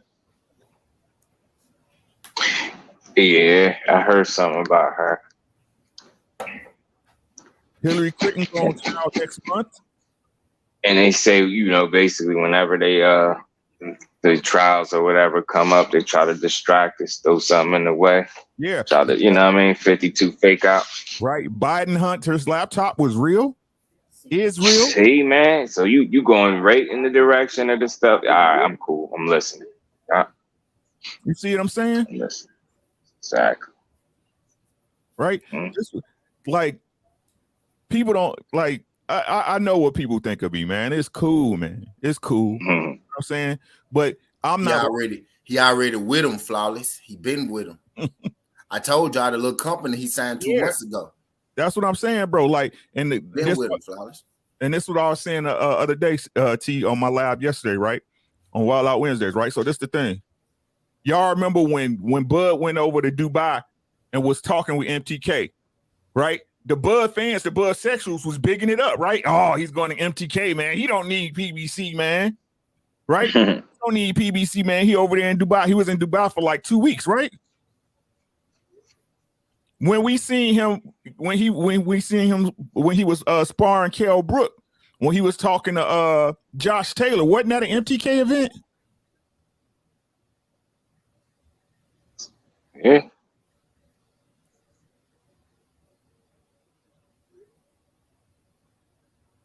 And no matter what nobody say, bro, all these Bud channels, everyone that like Bud, I ain't gonna say like Bud, they be caping for Bud and shit because y'all past the point of like when y'all just can't admit where a man's at and what he's doing in front of your goddamn face. He might as well be sticking it in you. You know what I'm saying? But when y'all at the point, well, I have no proof that I scorched the internet and found no proof that Bud signed with MTK. Well, didn't Bob tell you before the Sean Porter fight that he was signed with MTK and he don't listen to Bob no more? Ain't that what Bob said? I can't tell him nothing. I'm not his manager. He's with the MTK people. So no matter what y'all think, if they got paperwork together,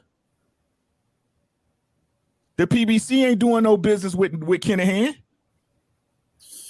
The United States, the fucking feds just said you can't do business with him. He's been sanctioned. Yeah, all of a sudden, all this yip talk, and now it say, Bud, I ain't going to the fight to Dallas. Nah, bro. That 2-fight deal, nah, I'm good. I just want. Coincidence? I think not. Coincidence or not? Nope.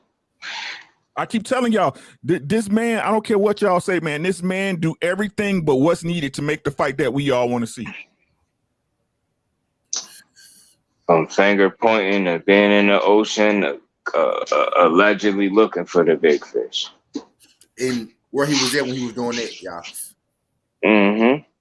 Dubai. He does everything but the moves that we need to see him. He does everything but what we need for him to make this fight happen. So true, bro. But he ain't no duck, though. He been chasing arrow, though. We in the last days. We're not. I said we're not last days. We're not last days for real. Thursday, Friday, Saturday, Sunday. We're in that last days. Shit, after Sunday, we gonna know what's up. I'm trying to tell y'all, man. 30 million. 30 million for 2 fights. 30 million. 30 million.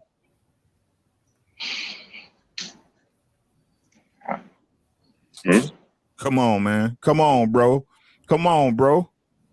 Come on, man. You gotta show me. You gonna have to show me, baby. You gonna have to show me. You gonna have to show me. Yeah. We getting there. We getting there. I said a long time ago, shit. We gonna know after this fight who really want to smoke and who don't want to smoke. Gotta show me, bro. Who wants smoke? I understand what everybody's saying about Ugas, man. He gonna tear Ugas' ass up, bro. Y'all gonna see side. He gonna tell Ugas that. Oh yeah, he a good fighter, bro. But I'm telling you, EJ about to tear that ass up. The only gonna be there. Yeah, gonna be there. The only doubt you ever had was Errol's health. Was he staying in shape like he's supposed to? That's it. That was the doubt. Y'all saw that shit last night. This man, like I said, they ain't even got to cut the dope up, bro. His body looked at like that Pudo, baby. He looked leaner, but he looks leaner but stronger than he did when he was with Blu-ray.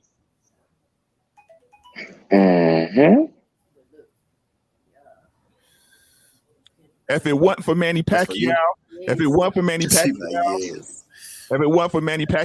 nobody will be giving Ugas a goddamn shot. Thank you for saying that. Thank you. Trying to tell people. That's no slight to Ugas either, man. That's just the reality. That's reality and real shit. It's no disrespect. He wasn't even in the conversation, bro. And like I'm trying to tell y'all, Manny Pacquiao was old. The reason he took that fight because it was a cash out fight against EJ. It was a cash out fight. He was gonna retire regardless. It's just EJ was gonna stop his ass. That's what it was. That was EJ's coming out party. Coming out party, man. Yep. And Connor, his second one. You know what I mean? The first one for me was overseas, and that one would have been another feather in that man's cap. And I think that with him not getting that opportunity, that man is going to be motivated. Matter of fact, he ain't going to be. He is motivated. Everybody know Manny Pacquiao, man. That was his moment. That was his moment. Yes. Ugas did it, and Ugas and people looking around like, why ain't nobody putting their respect on my name like that? You know what I mean? And no disrespect to Ugas, but that's just not Earl. You just not Earl, bro. I agree. Everybody know that was his moment, man. That was his moment, and you did what you supposed to do. You know what I mean? You did, and we respect you for it, but it's not overstated, and we still could be realistic. Let's not, you know what I mean? Let's still be realistic about it. I said, man, that dude, man, like no disrespect to Ugas, man. He doing what he's supposed to. None whatsoever. In front of him, man. But you gonna tear that man up, man. There wasn't no talking no EJ and no Ugas before that shit. None whatsoever. None. He wasn't ducking Ugas. He wasn't. Ugas wasn't in the same conversation. Exactly. Right. Ugas was trying to fight Earl, but Earl was like, "You ain't got shit for me." Right. And then after he got the strap, he was like, "Okay, now you got something I want. Now you can get the fight."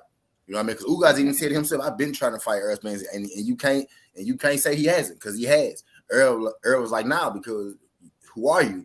You know what I mean? But as soon as he got that belt, Earl was like, "Okay, now he got something I want, so now we can get the fight."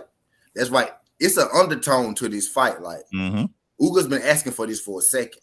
You know what I mean? Earl been telling him you ain't there yet. You know what I mean? And now Ugas is there. Business wise, it wouldn't have made no sense before. That's why Ugas keeps saying now he gotta fight me. Now he gotta fight me. You know what I mean? Because he know Ugas been trying to get this fight. You know what I mean? Now it matter now. You know what I mean? You got something. You got something to bring to the table now. You know what I mean? Exactly. I said, man, that dude ain't beating no Ugas. I'm sorry, Ugas ain't beating Errol, bro. Like I said, if he fights small, Errol gonna have to break him down to get to his body. It'll go now. If Ugas fight tall, it's going 7. Yeah, it's going 7. Oh, you man, come on, bro. If this the case, I bet not see shit like what he fought Manny Pacquiao like, because that shit was sorry. I don't care what nobody say. He did what he's supposed to do, bro. But it was more Manny wasn't who he was than what fucking Ugas did. I'm just being honest, bro. I think that's fair. I think that's fair, yo. I really do. Because and shit was on Dubs. He was getting touched up. Yeah, he was getting touched up too. Like he was busted up after the fight too. They both was eating through straws. Shit was on Dubs. Like a swollen Ninja Turtle. Beat up Ninja Turtle. Swole up. Fucking. And everybody know Manny Pacquiao has no defense. His defense was his offense, but now he's not keep up with it. Then he has no defense whatsoever. That's why Errol would have destroyed that man. Errol would have, which makes him very limited. You know, that was his biggest attribute to me. I was saying that earlier, being able to overwhelm people with activity and punching power. And the minute, you know, you seen that slip and that is no longer a factor, see how much he struggled. I said, man, that dude, he was ready to go. He was going to take that Philippines. That's exactly what he did. That's exactly what he was going to do. So the fight I'm interested in is that Staniotis versus Butaev fight. That's the fight I want. Right? That was a little sleeper fight, right? Yeah. I think Butaev is gonna whoop the shit out of Staniotis. Yeah. Yeah, Staniotis is overrated. To the fair. You on Dallas Cowabunga? You said he just got to the day. I'll be there tomorrow night. Yeah. Yeah. I'm leaving tomorrow morning. I'm going back tomorrow morning. Yeah, man. So I think it's like, I don't care what nobody say, bro. Was that Delorme he fought? Yeah, Delorme, like Delorme, him and Delorme was a tooth and nail fight, bro. Delorme, that fight could have went either way with him and Delorme. Yeah, Stanonis and Delorme. Yeah. Hell yeah. Yeah, man, I can't wait, bro. Man, shit. Yeah, it was, though. Y'all got Butaev. I don't know. Man, I might be falling for the Stanonis hype, man. No, what's the odds on it? You know the odds on that fight? Now, ain't popped up. You know I'm waiting on it, Ricky. Ain't popped up yet. The fight, bro. I've been checking the fights hard. Like, they probably gonna pop up tomorrow. You know, they don't boxing matches be popping up late. I guess they be trying to make sure that they gonna have, you know, for sure what fights. But the undercards ain't popped up yet. Just early Ugas being in Van Herd. None of the undercards popped up yet, but they normally pop up at the end of the week. So, god damn, they need to be popping up. I'm a bet on Butaev on that one, man. Or you gonna run a parlay? Yeah. Okay. Yeah. And I'm gonna be there with you. Mate. I'm gonna be there with you. Today? 14th. Yeah, man. Yeah. I'll be parlaying. I got a Friday parlay I'm doing for Bellator, goddamn. Oh, niggas versus prospects. I'm gonna let you run it though, because it seems like whenever I give you money, I make you lose and shit. So, man, it's like, bro, I be hitting at it be the randomest of times. It be like the last bet of the day where I been and gave up, and I just make one in, go to sleep. I wake up, oh shit, I want some shit. Oh shit, I want them. But man, we gonna figure it out. Hitting their asses. Let's see, they got it up on BetUS. It looks like Butaev to win by KO plus 260. Butaev to win by decision plus 300. Staniotis to win plus 240. Oh, these the props. Those just the props. My bad. That's the props. Now read them jumps. Okay, so for Butaev to win by KO, TKO disqualification plus 260. Butaev to win by decision or tech decision 300. Staniotis to win by KO plus 240. That's KO or DQ. Staniotis to win by decision plus 275. Draw or technical draw plus 1200. They got so for round one. Y'all think Butaev gonna outbox Staniotis? I think Butaev gonna stop Staniotis, man. Should be a good fight. And they say, they saying the fight not gonna go the distance. They say it's a minus 120 if it goes. It's not, Ricky. Somebody getting knocked out. Yeah, it's gonna be Staniotis, man. I'm telling you. Damn, that'll be wild. I ain't gonna lie, that'll be wild. And it looked like, man. So they got for Butaev to win round one is plus 660.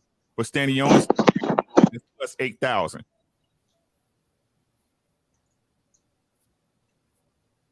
Man, I'm gonna bet on Butaev to knock him out. Notice to win round one is plus 8,000. Yes, sir. Damn. ran around 8,000. Man, my shit, FanDuel ain't popped up yet. You on Bet USA? That's American. That's American junk. Yep. So if you bet 100 and only round one, you take home 8,000. That's an app. No, I'm on their website. Yep. If Stanionis win round one, you bet 100. Bullshit with FanDuel. You bet 10, you get 8, you get 800. You bet 1, you get 80. God damn, you can't pass that up, bro. Hold on. But Ricky didn't get me started. 13-0 versus 14-0. 50 will win you 40. Damn, man. What if that shit don't make it out round one though? That should be crazy. No, it's the numbers to win round one plus 8,000. I guess that one. Yep. He might hurt it. He might stun his ass or something. He might chill. Util might chill out round one or some shit. Damn. So who the favorite, Ricky? Give me a second. I go back.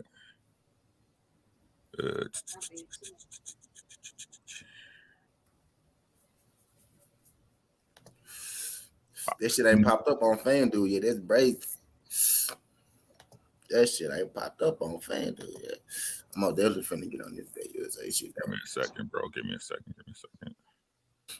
I'm guessing Bootel would be the favorite, right? I think that's why I want the numbers to win. I ain't picked that one for a reason though. I got Chris Van Heerden. He the underdog. Yeah, of course. Brandon Lee minus 3,000 against Ochoa. Where's it? Cody Crowley, Jose Lopez. Budiev. Hey, goddamn, bro. They got Budiev at a minus 105 and Stanionis at a minus 125. They bullshit. They gonna make sure you don't get no money out That's there. a 50-50 fight, they saying, bro. Yeah, it is. And they got Arrow right now a minus 6, or Jordanis Ugas a plus 4. Arrow minus 6, Jordanis a plus 4. Man, so let's run the parlay, man. What we got?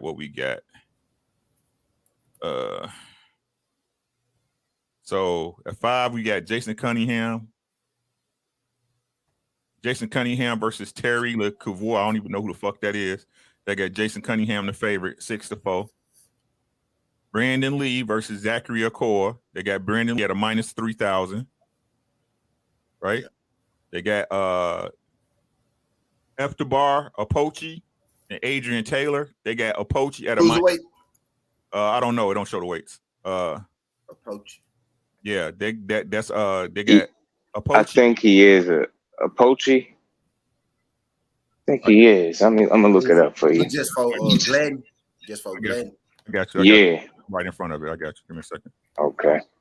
Right in front of the screen.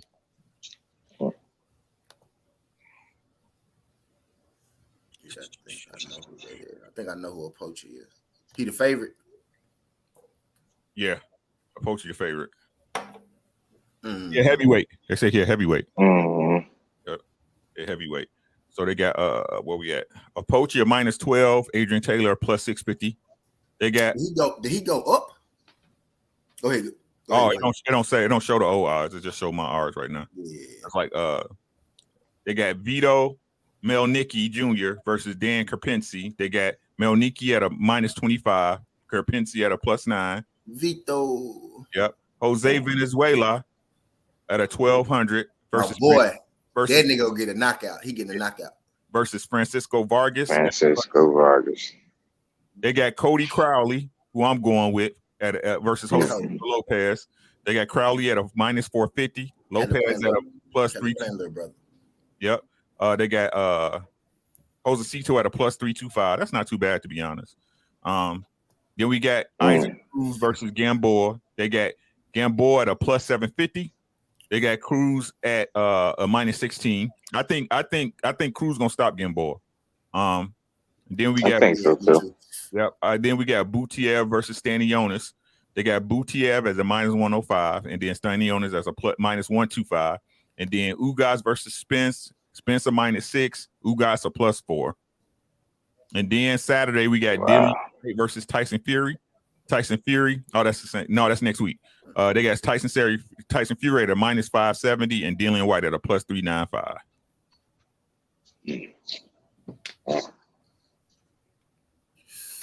Salute to the guy. What's up, Ricky? What's up with you, Crush? What's good, my guy?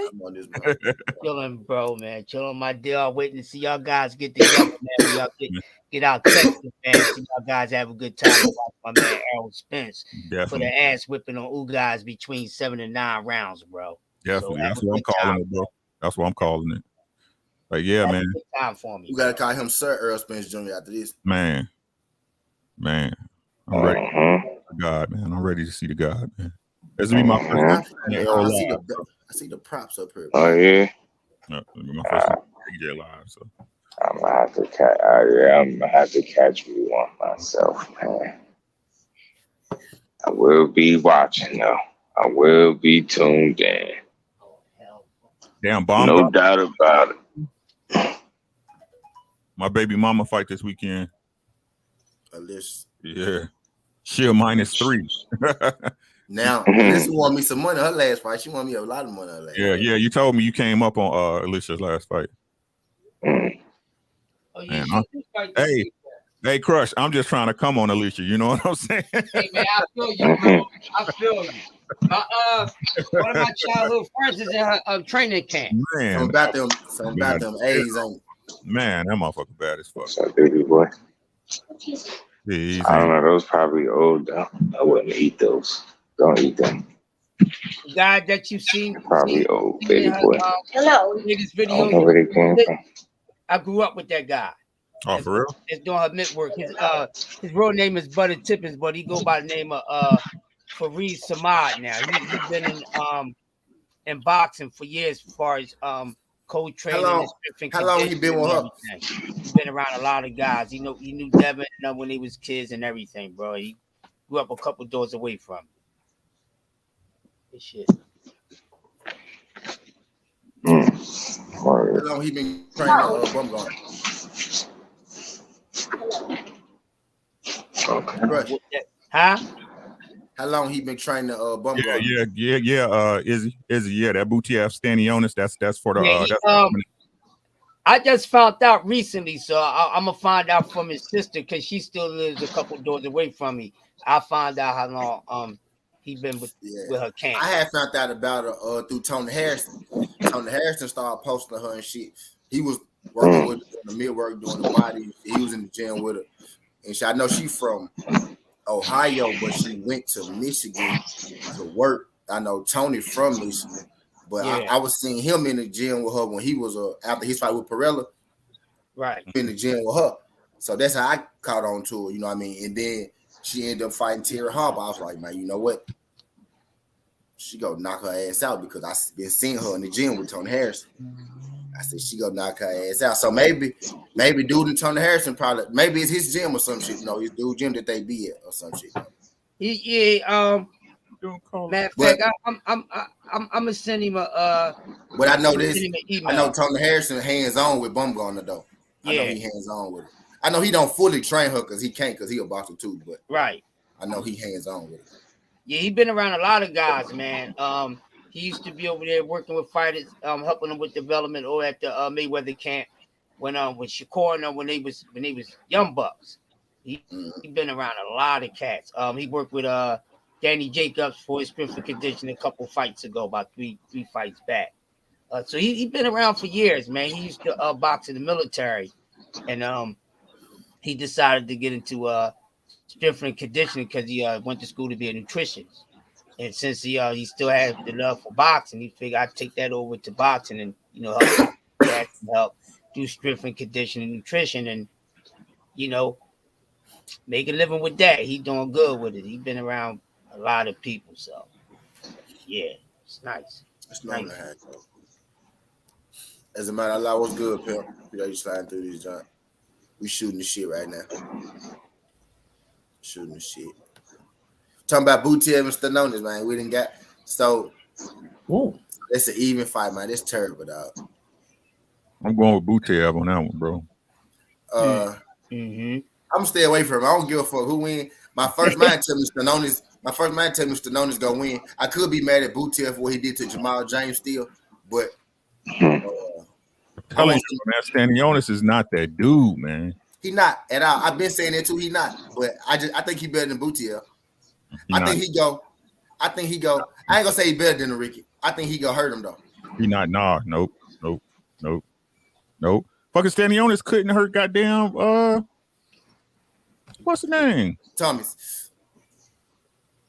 He couldn't hurt. Lord, man.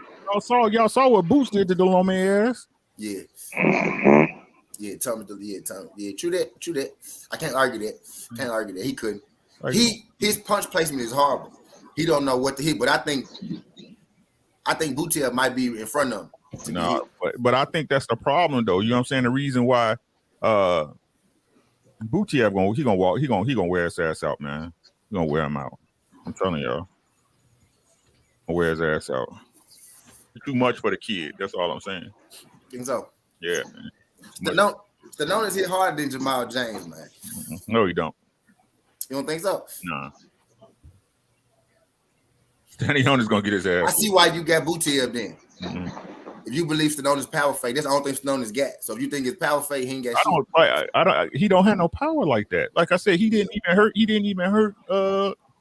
Thomas. Delorme. And Delorme get hurt damn near every fight. Because he can't land punches, dog. He can't. He got hard. He horrible when landing them hard. He like a Kmart version Triple G.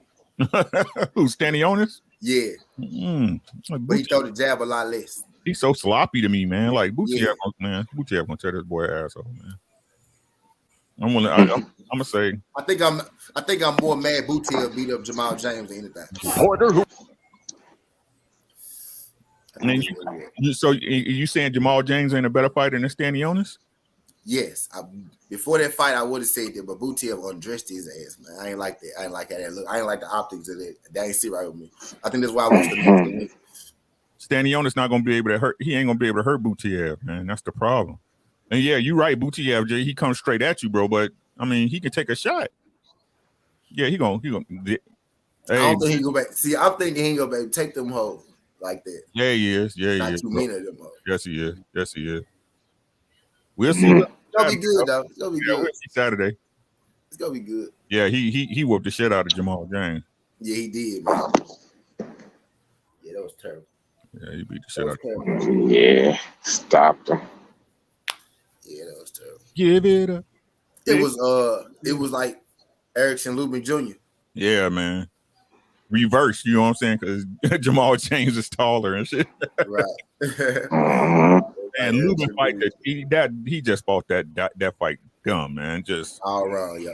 Dumb as hell, man. I just don't know what made him do it. Like, it's like he was trying to prove that he can go toe to toe. All he had to do was turn that man. He'd have walked him into a right hand every time, bro. Man, you know, he's gonna look back at that tape. He's gonna be pissed off with himself. Yeah. Hey, man. Hey, come on, man. This your second time to the mountain, bro. And both times you got kicked off that bitch. It's tough, man. It's tough. Man. Like now tough. What really a tell though is that if Fundora go on to be some monster, you know what I'm saying? If he a monster, then you be like, okay, you know what I'm saying? But until then, I mean, Lubin proved to see, and this the crazy thing to me about boxing, right? Like all it takes is for somebody to see a chink in that armor. You know what I'm saying? Yes. Motherfuckers been seeing him rock. They like, yeah, I could hurt this motherfucker. It's different for you. You know what I'm saying? Crazy, man. But that was, I ain't gonna lie, that was a good ass scrap, bro. That was a good ass fight, though. We just know he had more skill than that to be fighting that way. We know that. Yeah, when he called him, boy, let's go. I was in the room spazzing. You know what I'm saying? I was like, let's go, Lou. What's that? But then that next I was going nuts. My girl looked over at me like, I'm like, my bad, yeah. I get sued. You know I get sued for this shit. Yep. But then that next round came, I was like, oh, he done shot his nut. You know what I'm saying? And shot that nut off. Just as much as I was soup, then she looked over at me again. I'm like, man, my boy ain't looking good. Out of nowhere. He brought that flurry out of nowhere because you got to think Fedora was just unloading on him. But he just came out of nowhere. He let that motherfucker. Like he got mad for a second. Like, you know what? That's exactly what happened. He did, bro.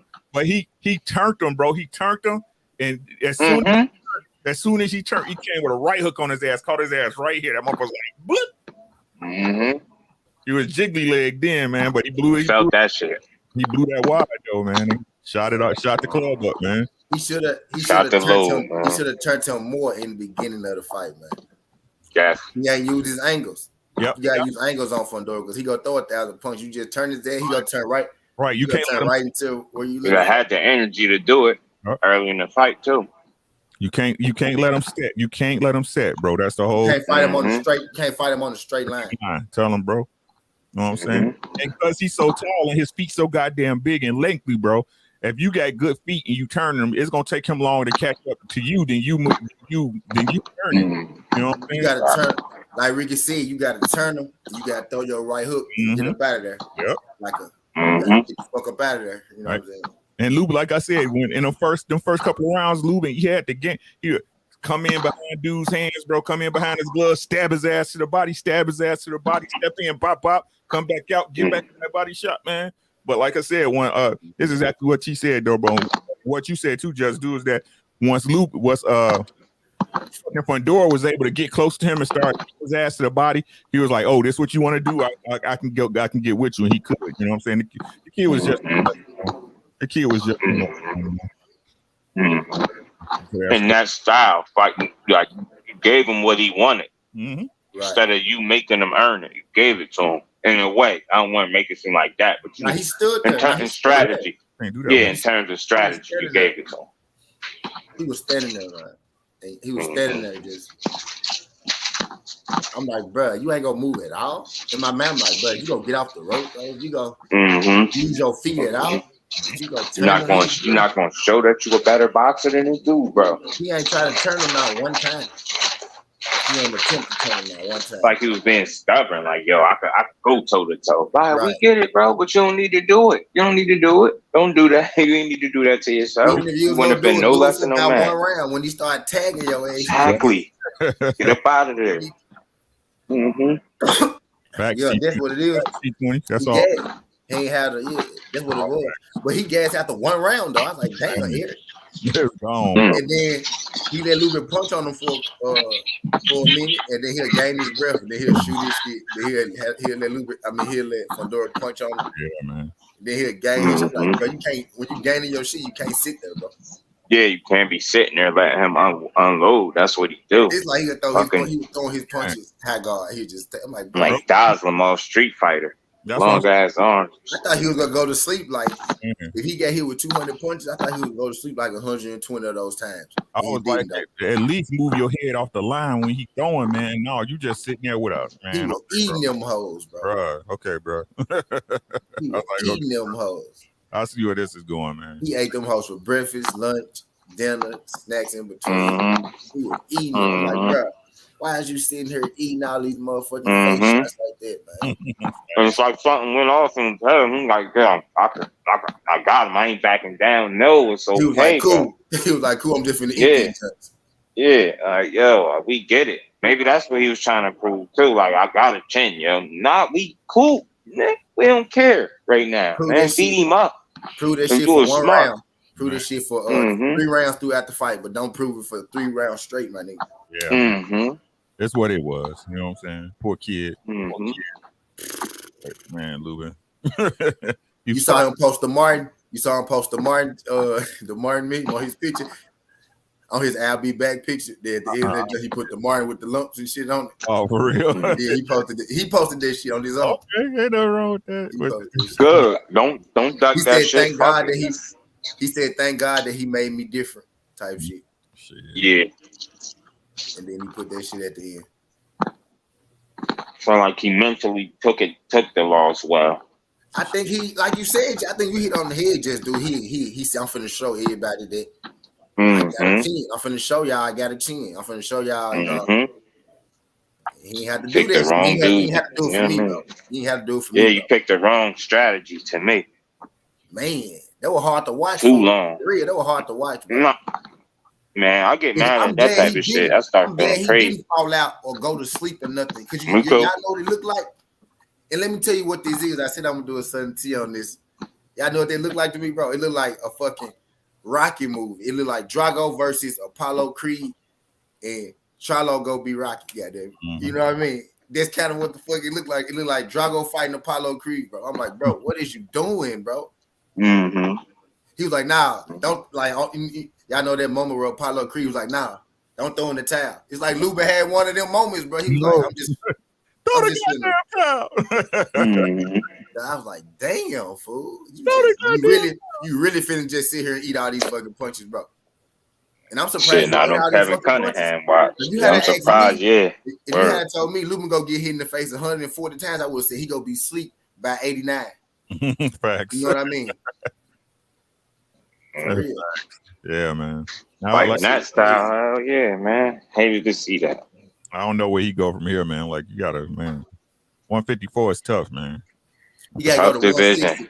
He gotta go to 160. You know, beat them folks up. That's where you gotta go.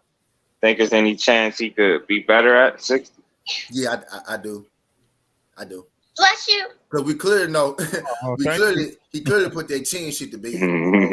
You know, he put that shit to bed. So he gonna take a few of them hoes before he go to sleep. Now we know that much, right? Baby boy. So, and I think at 160 is less competition. Yeah. Let's say Triple G retired after Canelo, right? Anybody at 160 but Jamal Charlo. That's really gonna be a threat. He gonna beat the hell out of Danny Jacobs. He gonna knock him out. Ain't nobody at 160 fucking with Erickson Lubin. True enough. Now 154 is different. But at 160, ain't nobody fucking with him. Like I could just think out Liam Williams, motherfucking Callum. Man, come on. Only person you can think of is Charlo. If Boo Boo decide to come back down, motherfucking Eubank, go get his ass bust up. Ain't nobody. There's more problems at 154. He ain't dealt with more problems than he go deal with up there. I say that. I can say that for sure. He dealt with more problems at 154 than he go deal with at 150. If he go to 160, he'll be a champion. Once them folks get out them belts. Before he walks to the store, you got to do one more thing. You got to take 5 body shots. He said, how the movement of boxing didn't to deal with the time. I punch you 5 times in the stomach. He got all that, but I think he don't got the chin. Once he get to that's the dude that's gonna go to sleep when Fundora touch him. Tony Harrison. Yeah. That's the dude that's going to sleep. Only person I ain't even gonna lie, I would hate to see that too. Only person that I think fucking with Fundora right now is go beat Charlo. Yep. Or Earl Spence. How you think him and Castano would play out hypothetically? Castano and Fundora. Both like to throw a lot of punches. That's gonna be a war of attrition. It'd be fun, right? Castano gonna be here with just many uppercuts as Luba. Yeah, but Castano got cracked too. You know what I'm saying? So if Castano's smart enough to move his head off, and I can see him beating. I can see Castano beating him. Like fight hard enough too. He fight hard. You know, coming and try to win. I got Fundora beating Castano. No, T20. I think. Well, I like super bad. I think he's a superior boxer though. Like we Fundora his credit, man. You got to stop. To beat Fundora, you either got to beat him at his game plan or stop his game plan. And it's evident that he's going to get his game plan off. You see what I'm saying? He's going to get his style off. So that means you got to be defensively sound enough to stand in there with him and beat him at it. I don't think Harrison can beat him at his own game because if you're close to Fundora, he's going to touch you. And two things, that hurt Harrison. In my honest opinion, I rock with him heavy. I'm gonna rock with him. I continue rocking with him. Win, lose, or draw, it's his gas tank and his chin. Gas tank and chin. I've seen it. I've seen it more than twice. And he don't got a lot of power. That's some good power, but he ain't no concussive knockout, type of guy. I like him though. They're better boxing from Joy than me right off the bat. But it'd be a style thing. He ain't gonna lose because his skill is gonna be style. If Erickson Lubin's face broke on him, man, Harrison getting knocked out. Yeah, he not taking 200 punches from Fundora, honestly. Tony Harrison not taking 200 punches to the face. No, he not. Not happening. The punch count of face punches now is 200. Erickson Lubin took 200 punches to the face from Honduras. That's the meter right now. You gotta at least be able. If you either gotta be able to have a gas tank not to take them hoes, or be able to take them hoes. And Tony Harrison, that's like a lighter version of Erickson Lubin. Tony Harrison a better boxer than Lubin, right? We would say, right? Boom. But I think he just got a worse. Lubin might have a worse gas tank than Tony Harrison. You know what I mean? But Tony Harrison a better boxer, but it's the same scenario. I think it ended earlier with Tony Harrison though. Let's put it on. He took at least 150 punches to the face, bro. I know. I was trying to help him out because for real, at least, man. On the low end, he took about 150 to the face, bro. Crazy. 200. He was taking like 8 punch combinations back to back and shit, bro. Like, bro, she was crazy. It looked like Rocky. It looked like Drago versus Apollo Creed, bro. That's what it looked like. It looked like Drago versus Creed. If he dies, he dies. If he dies. Except Lubin said, hold on. And, you know, he dropped his big ass. But outside of that, nah, man, that shit wasn't pretty at all. And I didn't think Lubin would have been up that long, to tell you the truth. Not with that gameplay. With the gameplay, I thought he wasn't gonna take that many punches to the face. But with his game plan, ain't no way in hell you could have told me he was gonna last that long in that fight. Man, ain't no way in hell you won't be able to tell me he won't gonna be asleep on the ground either. Man. Damn, he fucked my boy up. He fucked that man up, though. I'm glad he in good spirit, though. I want to see how soon he come. But he need to take about a year off. Chill out for a second. Yeah, I seen somebody put a poll up asking like how long you think he should be out, and I thought about it. I said over a year, just with broken nose, broken jaw. Right, you know what I mean? Physical and mental, and just get your body just decompress. You know what I'm saying? Work out, get his legs right. You know what I'm saying? Run, do his laps and shit. Yeah, keep his reinvent. Right, not so much reinvent yourself, but I think he could, depending on what he applies. As far as in terms of trying to get back, I think that's going to determine a lot. It's not a lack of skill with Lubin. It's not a lack of power. It's not a chin issue for what y'all talking about. With Lubin, is right. Is his, and I think Ricky, it's his stamina. When you get tired, you know that fuck with your brain too. You know what I mean? It's tank. I think it's a stamina issue. Physically, he's not right. That's what I think. Yeah. And his IQ, but I think his IQ, he got the IQ because the first round he came out and he did what he's supposed to do, right? Yep. And then it's like once he get tired, he just lose. He just not the same fighter. You know what I mean?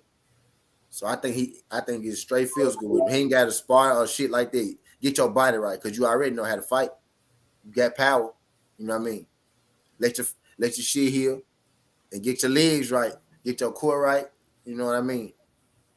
I say go to 160 because I feel like he draining himself a little bit at 154 because he be skinny as hell with the big head. You know what I mean?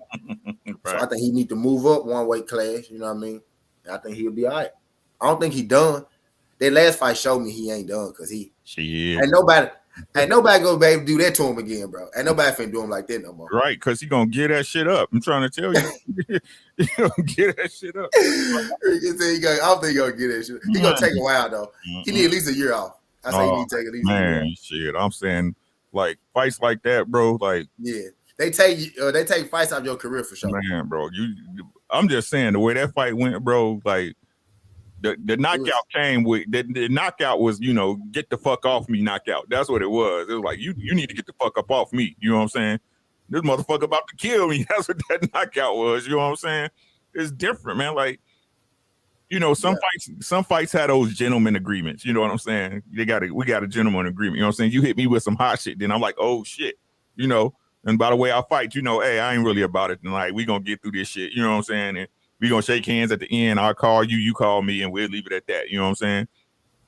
That fight Saturday night, bro, was like the fight. Okay, this the way I read that fight, right? Lubin This the way I'm gonna tell a story that fight, right? Louis came out like, yeah, you think you hot shit, right? You yeah. They hyping you up. You in my spot, motherfucker. You know what I'm saying? Yeah, I got stopped. You know what I'm saying? I got stopped. But that's by Charlo. You ain't no motherfucking Charlo. Take this shit, right? Right? So the first 2 rounds, you know, like I said, he did his thing, but that motherfucker, but he got comfortable in it. He was like, yeah, this young boy ain't shit. You know what I'm saying? I got him. You know what I'm saying? They talking like this motherfucker killer. This big, I'm about to stop this big tall motherfucker, bro. And then fucking Fundora was like, oh, you think this shit is over? Nah, son, let me show you what's happening. You know what I'm saying? Come here, let me get close to you. Let me whisper something in your ear. You know what I'm saying? Okay, right? The man got something, so I'm gonna come out. You know what? I'm gonna break you down to the body, bro. Your big tall ass. I ain't gonna keep reaching up to try to hit your tall ass. Let's go to the body. What? Pandora's like, you know what? I'm good there. You know what I'm saying? We good right here, right? We good right here. And it was getting to the point where fucking Pandora, he was beating on his ass.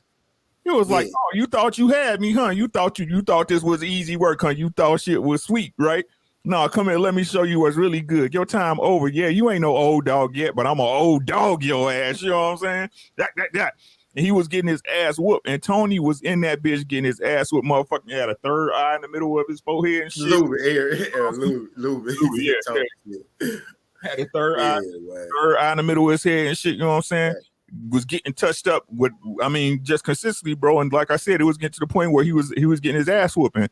Fucking Tony was like, I keep saying Tony, damn, because Tony was so impressive that night. I'm gonna be honest with y'all. Yeah. But fucking Lubin was like, you gonna get the fuck up off me. You know what I'm saying? You gonna get the fuck up off me. And Lubin was like, yeah, because I was hyped for him. I was like, yeah. I was like, okay, Lubin, because I saw in the rounds before he caught him, I saw Lubin hit him with a body shot, and I seen that motherfucker break. He was like, ugh. And I was like, okay, Lou, because I put it on Twitter. I was like, them body shots. You know what I'm saying? Yes. And I kept clamoring for them body shots all in the lead up. Remember, y'all kept saying how he did Rosario body. Kept saying, man, I think if he attack his body the right way, we're going to have some success, man. You know what I'm saying? It's like that motherfucker was like, Tiger uppercut. Here's that ass like 4 uppercuts in a row, man. So Lubin in a row, bro. Right. And so Lubin finally turned him and shit and caught his ass. But that, like I said, that's all he had. You know what I'm saying? The kid, even though we had never seen him there, obviously in sparring, he been dropped. He know how to handle being dropped. You know what I'm saying? He wasn't nervous. He took his time, got up, came back that next round and dog walked his ass, man. Like, damn, man. Like I said, but like I said, the one thing I'm gonna say, Skinny, like I said the other night, bro. If he touching any other fighter like that, they better look like Lubin. Yeah, right. Hey, I knew I ain't before. I promise you I was about to say that. Right? I swear to God, I was about to say that. From this point forward, any fighter he touch up with 200 punches like that, something like Lubin.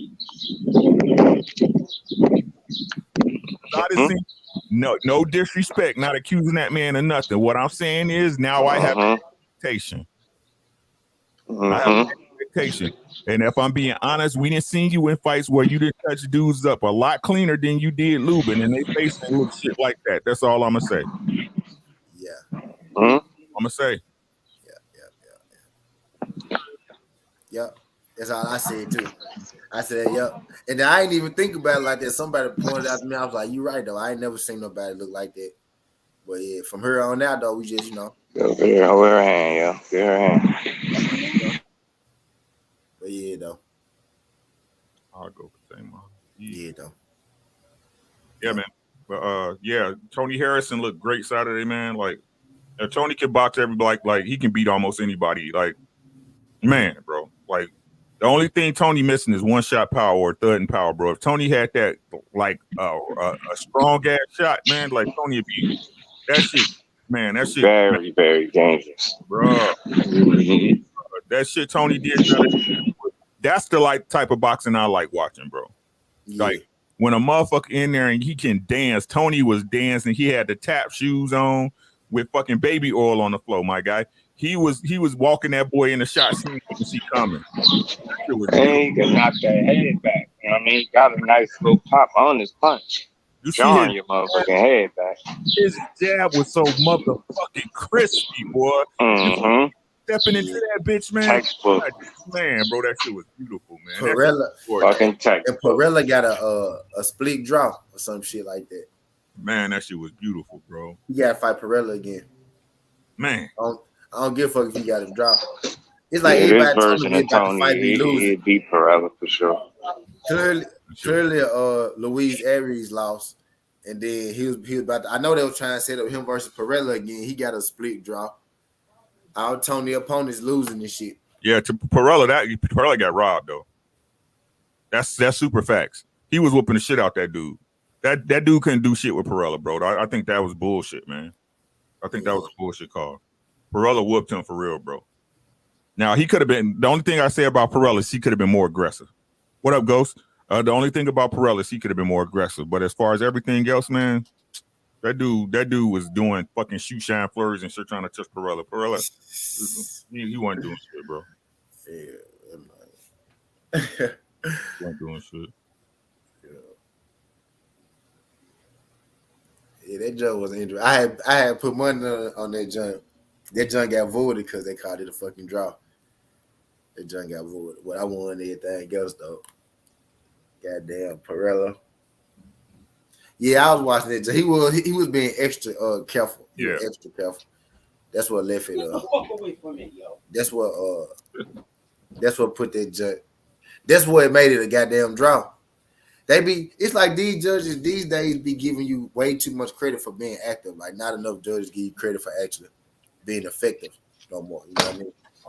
Like they'll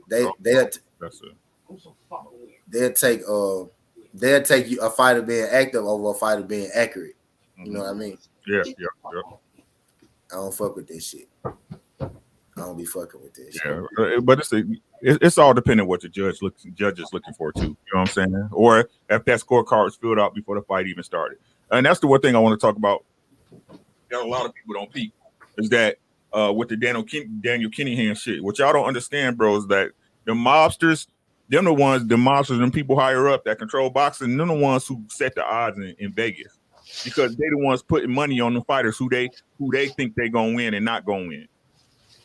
You see what I'm saying? Them $1 million bets, them $10 million bets, bro, that shit's done by them higher ups. You got to remember the people that got the money to do that shit. That be them motherfuckers in boxing, bro. Y'all see how Floyd to go send somebody to bet $2 million on himself and shit? Y'all think the people, y'all think the promoters and the referees and the trainers and the people who involved ain't doing that shit? Everybody doing that shit. Come on, man. That's who's setting the odds in Vegas. And now it's some. They think they smarter than us. That's really what it is. Huh? But, hey, it's like I said, BAU, business as usual, bro. BAU. For real, like a lot of that shit be crazy. Like just watch, especially like team sports. That shit be wild to me. That shit be wild to me. Like, bro, just watching some of this shit, and I don't be wanting to ruin it for people. I don't feel like all this shit be rigged or social, but a lot of this shit though, like it just be something about the timeout. Sometimes just like game situations, the commercials and shit. A lot of that shit be like, I'll be watching it. It's like they'll freeze it. They'll call it timeout, right? Where a team be losing by like 12, right? They'll sit the odds up there real pretty. And then their team will come back and they'll be losing by 10 in about 2-3 minutes. I'm like, bro, that shit. These people. I say that shit happened like over about 40 times this year, dog. For real. Yep. For real, just all of a sudden. And that ain't even the first time. Just like that Super Bowl with the Ravens and the 49ers, when Colin Kaepernick came out there and got on them folks' ass too quick for everybody, and they shot the lights out. I'm like, hold on, Cap. Ray Lewis over there, Ed Reed over there. You know what I mean? We got to get Joe Flacco one. You know what I mean? Hold on now. You doing, look, this ain't for you. Yep. This one ain't for you. They turned the lights back on, and then Ravens proceeded to get 3 fucking fumbles and interceptions and shit like that. Hey, look what goes. Or that year Cam Newton was about to beat Peyton Manning. Oh, yep, yeah. And then Cam Newton fumbled, and the ball was, he looked at it, and And he decided not to. Not to run with it. Yeah. And then he was upset. He was like, I'm like, but he ain't say shit after at the press conference. He ain't say shit at all because he ain't want to do that. I don't know. I've been watching this shit. I'm just like, bruh, some of this shit just man. Some of this shit just don't be making sense to me. Ghost said Wilder Fury 2 odds changed 24 hours before the fight. That is part of what the FBI investigated. Wilder Fury 2 gate was also investigated by the FBI due to something that happened 48 hours prior to the fight. 24 hours before Wilder versus Fury 2, there were certain bets made, large amounts, which changed the odds of the fight. It was right in front of folks, but IG, everyone blind now. Old media thought I was joking about the feds. Wait on it. CCTV cameras is real. That's a fact. Oh, circuit cameras. Yeah, man. Like the game been dirty, man. It's been dirty. I hope our favorite fighters and shit don't fall victim to this shit. Hope I don't get caught up. Hope our favorite fighters and shit don't get caught up in this extra shit that's going on. I said, man, you know who win it by, like I said, the way the machine move for him. So you know who win it when you see how the machine move for him. I hope our favorite fighters don't get caught up. You know, they already got Joe Parker. He got in and got out. Mm-hmm. Yeah, man. That shit crazy. I don't know what you're talking about. For real. It's a couple of our favorite fighters over there. I ain't gonna name them though because shit, you know. But ain't my business. You know what I'm saying? Like, right. Some of them, you know, some of them might, you know, a lot of them might not be, you know, involved with what's going on. But you know what I mean? Like I've been saying though, they be signing motherfuckers, man. You know, they be signing motherfuckers. Ghost said Joe Parker never got out. He on the wire. He got that. What I'm saying. He got out. Man, hey, if they like it, I love it, man. Like, don't. Out, man. Like I said, man, I don't know. They got that boy. I'm pushing that shit. He got right the fuck out. You know. Is he going back to court for this shit or something? He just died tapes of certain fighters making mind calls, making deals, selling weapons, and more weight on it. I believe it, man. I don't put nothing past these people. I don't put nothing past them, bro. Yeah. This Tyson Fury man. He on record saying that. Tyson Fury on record saying Tyson Fury on record saying Callahan's man, dog. Dog, that's crazy. Thank you, my boy. Love you, man. And he said in the interview, I want to thank Daniel Callahan. I said, bro, Drew Titan be on that shit. Shout Drew Titan. Drew Titan came through here early. Bro, I said, that man really put that man name on record like that. He really put that man name on record like that. Well, yeah, I just wow. That's the only reason I don't fuck with them. They be setting up. They say, I don't even think they be setting up hella fights. I just know they did have something to do with that motherfucker. Mm-hmm. I just know they had something to do with that motherfucker. Bro. Like I said, if boxing was legit, there'd be no need for matchmakers. You know what I'm saying? Legit what? If it was 100% legit, there would be no need for matchmakers. You know what I'm saying? You would just fight who you fight who you believe. Hey, I want this fight. You'll go where the money at. But like I said, it's a business, man. Yeah, it's just business as usual. You said their favorite fighter was selling Russian exported. God damn. Out here selling crack, telling folks it's premium. It's not stepped on. Like I said, man. They thought that no one could do shit. Mm-hmm. Trying to find I see millions of folks could nigga air chopper up, you know. Man. I know I've been doing the folks that was on the investigation though. I threw that out in the air like a while back. I threw that shit out in the air. I ain't speak on too much because I was saying after that Wilder fight and shit, more shit gonna come out.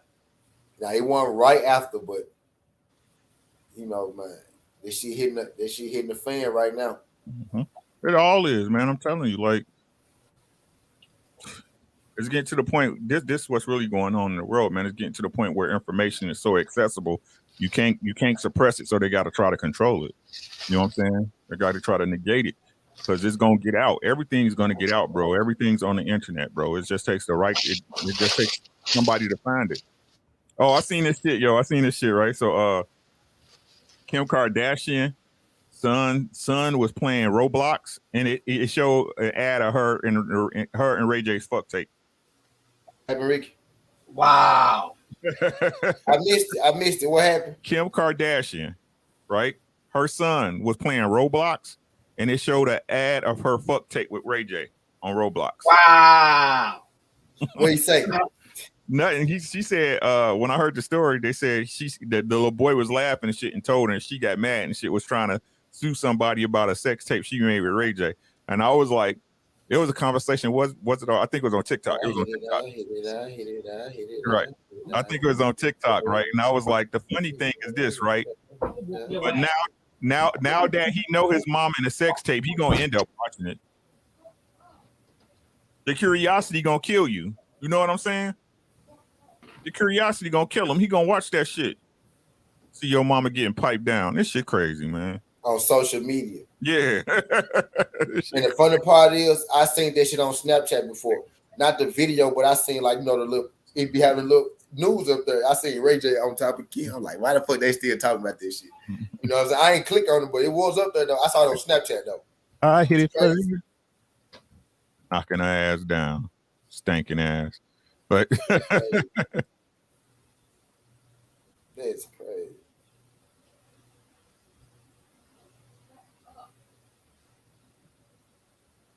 Yeah, man.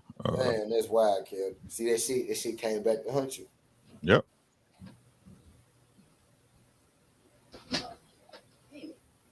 Damn, that's terrible. T20 tripping. He said, T, remember that time me and you started talking about the case and saying about some tapes, and Mike Cavender tweeted about it if anyone got info on that. Yeah. They be watching this shit. Life funny, man.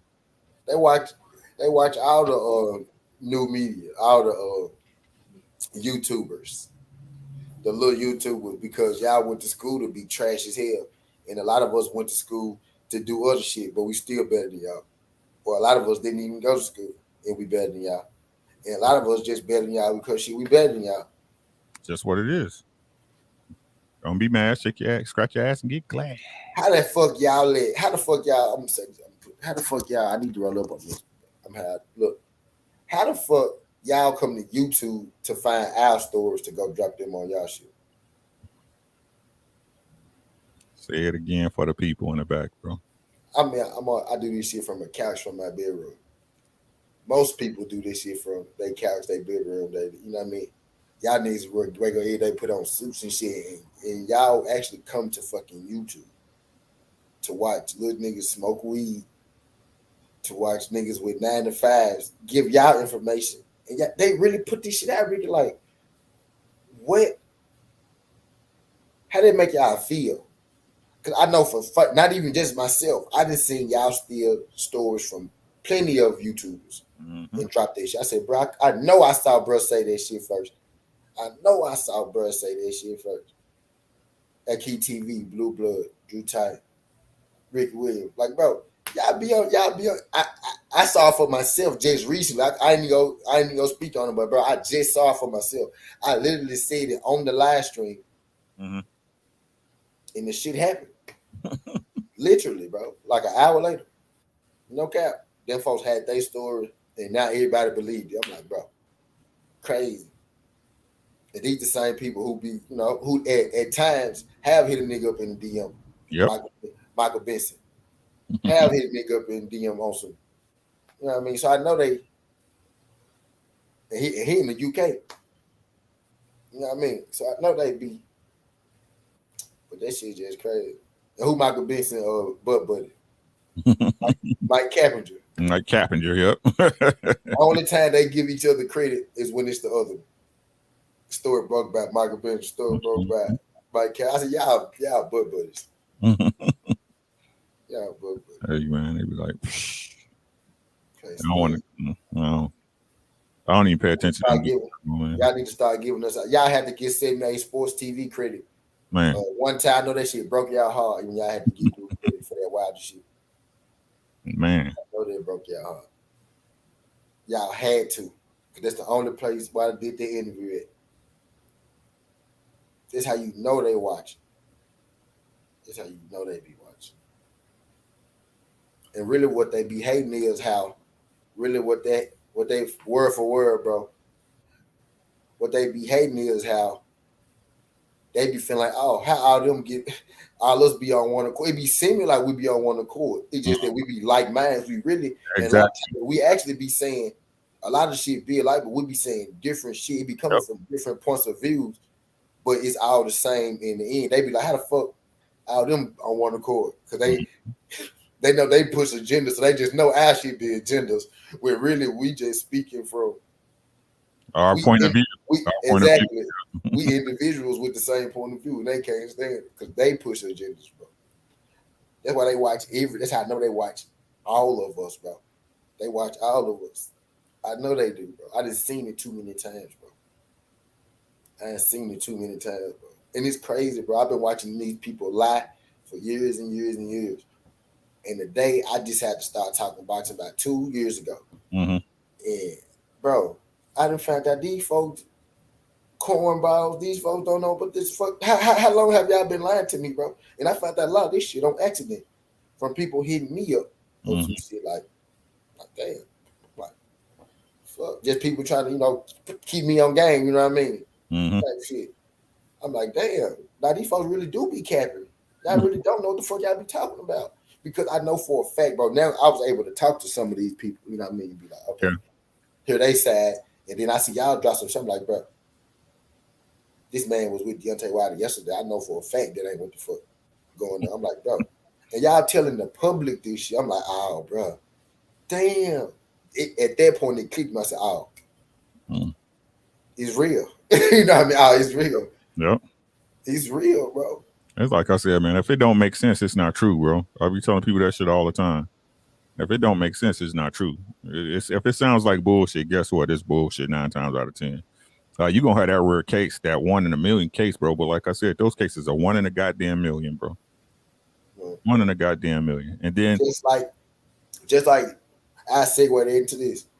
Fondora Lubin. When Tyson Fury first beat Wilder, I was puzzled. I didn't know how he did it. Didn't really know what I was looking at. The second fight. After the first fight and the second fight, I was like, damn. You know what I mean? I didn't say, oh, he cheated. I said, damn, that might just beat Wilder ass like that. You know what I mean? I couldn't explain it. I couldn't tell nobody. I was like, what happened to your boy? I'm like, I never seen that happen before. I never seen Fury look like that. I never seen Wilder look like that. But I took it for what it was. And then I started seeing these guys on YouTube and shit like that. You know what I mean? I'm like, wait, hold on. Damn. I didn't even know a lot of these guys was drug cheats before Tyson Fury. Tyson Fury opened my eyes up to a whole different. I was an innocent boxing fan before Wilder versus Fury. I heard all this shit about boxing throughout the years, but I wasn't doing my homework, my research. That's how I know people that don't know shit and people that do. Because I took time to literally learn this shit. Like, I didn't know shit about business of boxing before I started this.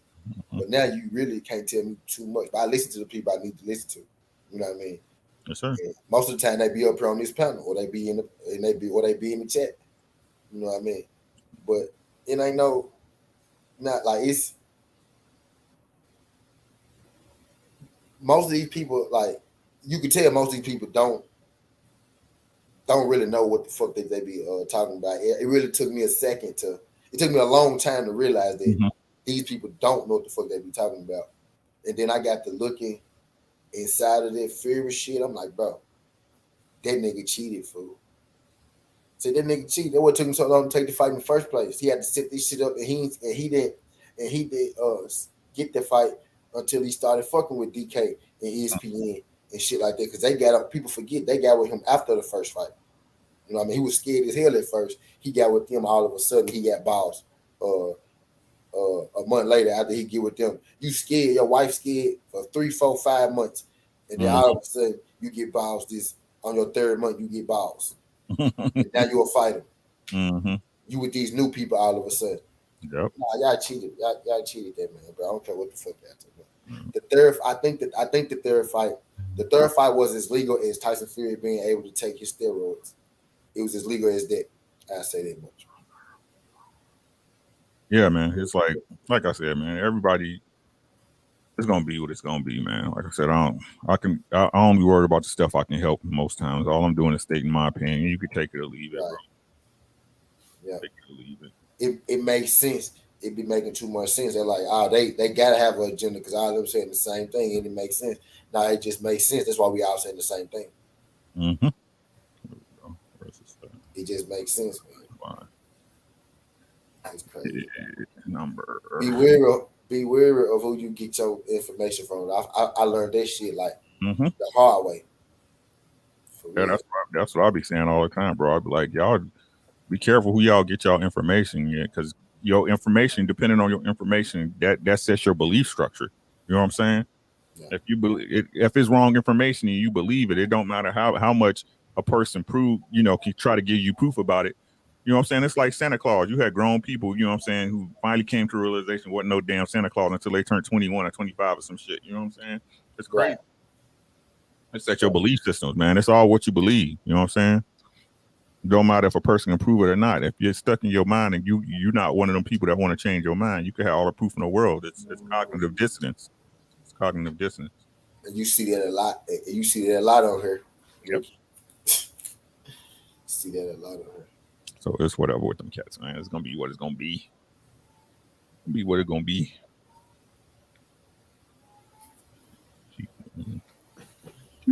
My daughter came here. Not Mike Capinger. Phone died on me. That's cool, just do. Yeah, they take our shit word for word, talking about from Mike Capinger. Oh God. Nah, for real though, man. Bro, I shit, fuck, that David Haney story, bro. I'm like, did that shit really? Like, I knew it was gonna happen. I literally see it because I didn't see them do it to me on a smaller scale before. Well, but that shit, I was like, wow, bro, like, that's crazy. How the fuck you? And look, how the fuck you ESPN? Right, you work for ESPN. It's your fight. It's your fighter. Right. Right. Y'all product. You know what I'm saying? Like, how the fuck you dropping a sources shit and you fucking ESPN? Why you don't get the inside plug, Mike Capinger, if you work for ESPN? Because that ESPN, your fight. Yeah, that's really let you know what it is that they feed them information accordingly. You know what I'm saying? We'll get it to you when we get it to your ass. You know what I'm saying? They ain't in touch with reality. Like that's the whole thing, man. Like all of them, from Teddy Atlas, Tim Bradley, all them motherfuckers, bro. Y'all, once they get out of the sport, they disconnected with it. It ain't no difference when you go to work, bro. Like, I don't get what people don't understand about this. Like, you know what your job does, what you got to do at work. You ain't worried about what the next motherfucker doing or what they know. Yeah. You know what I'm saying? Until it come and affect something you got to do on your job. It's the same with them and shit. That's why motherfuckers be walking around with their pants down and shit on some shit they didn't spoke about. That they tried to put you as facts, but then when the shit come out, they're like, "Oh shit, we didn't know," and everybody doing retractions and all that shit because all the time, though, because they don't do research in the first place. You see what I'm saying? Somebody handling that shit on a piece of paper or put it up on a prompter and read this shit. You know, them motherfuckers is actors, bro. Bro, these niggas told people for a year and a half straight, 2 years, that fucking Fury and Anthony Joshua was gonna happen. And like now, knowing damn well they were sure that fight was gonna happen. They had no clue. Ricky just said that they had prompters and sheets in front of them telling them, say this, say this. Say it don't matter if it's true or not. Say it. Or find you another job, motherfucker. Right. And the crazy part is, then that's why people wonder why I be hard on the motherfucking Bud fans and people and shit. Like, I'm not setting no narrative, bro. I'm just telling you what happened. I don't have to set no narrative. It's what I read and I research everything I talk about. I don't just be pulling shit out my ass, right? Like, that's why I be telling these motherfuckers, y'all just like these Black Lives motherfuckers and all these motherfuckers. Oh, Ukraine this and, you know, Trump that and all that shit, bro. Y'all don't know what the fuck's going on, man. Y'all just take what the fuck people be feeding y'all and being talking that shit like it's gospel, bro. Know what I say? It happened on a smaller scale to me before, but the Haney jump was different, though. It felt different to me, you know what I mean? But yeah, bro, exactly. I said, bro, But I said, bro, it was a couple people in here too. I said, bro, we talked about this shit a week ago. I literally made a sudden tea about the IBF shit a week, and Mike Cobb them dropped this shit a week after. I said, bro, we talked about that week. For real. They don't be knowing shit about a lot of these fighters, bro. Your favorite fighters and shit? Not at all. Your favorite fighters, they really don't know too much about them, I'm telling you. No. They don't. That's what I'm saying. That's why them fighters be calling cap. You know what I'm saying? At least the real ones do. You know what I'm saying? Motherfuckers be coming man, get the fuck out of my face with that shit, bro. You tripping. You know what I'm saying? Like, that's why I respect the real ones, man. Like I said, you can tell the products because what they do during boxing, how the machine move for them, and then what they do after boxing. Fucking temporarily, you're a fucking product, bro. You know what I'm saying? You're a product. Fuck out of here, bro. Company man. Yeah, that shit crazy. It's just some of them. I never want to be part of that shit, man. Are closer to me than to them, right? They out of touch. They out of touch with today's fighters. Yep, they're out of touch with the sport. Yeah, with the sport. Yeah, they out of touch with They ain't out of touch with that paycheck though. You know what I'm saying? Right. They make up stories and shit. They want the juicy shit. They don't care about the truth and shit. Not at all. Not at all. They watch. He said, I apologize for falling to that floor.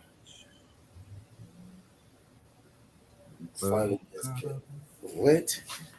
He said, I apologize for falling to that floor. Mayweather fight against Kell Brook fight. What? I ain't heard nothing about that. Floyd's supposed to fight Kell Brook. Floyd's supposed to be fighting Kell Brook. That's who Floyd come back to fight Kell Brook.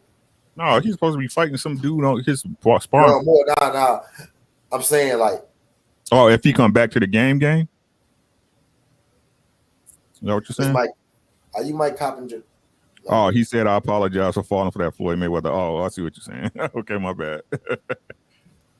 Hey, man. Like I tell you, it's no disrespect, bro, but it's a sucker born every minute. I'm telling you, man. It's as simple as this, man, and I learned early. Like I said, my dad didn't raise me, but he taught me a bunch of lessons when I was with him, man. If it don't sound right, bro, it's not true. I'm telling y'all, it's as simple as that. If it don't make sense to you, it's not true. If it don't make sense, but again, you got to have common sense, though. It's like I said, bro, y'all call it game. We just call it paying attention. You know what I'm saying? We call it common sense. He said about 2 months ago, Florida Kell Brook had a thing. I ain't never believe it. I didn't even hear about it. Oh, that's like when Ryan Garcia, when everybody was sitting up there on in the boxing forum. Oh, Ryan Garcia is trying to fight Tank. I made a video. Y'all out y'all goddamn mind, bro. Like that motherfucker, he trying to get. If it was gonna happen, his career be over before it started. Man, that motherfucker won't fight no Tank, no Manny Pacquiao, none of that shit, bro.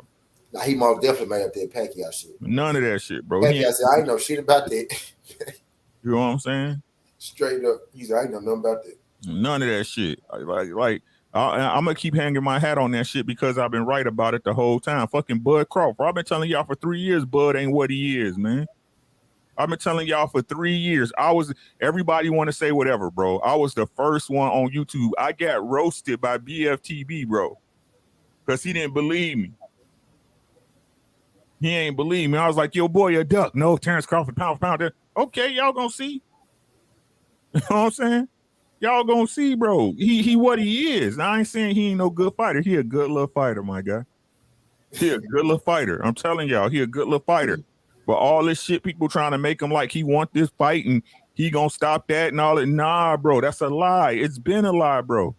It's been a lie. It's been a lie. I've been telling y'all, man, that dude don't want it. You don't bring sand to the beach, bro. If you trying to fuck, you go where the baddest bitches is at. You go to where the baddest bitches is at. Right.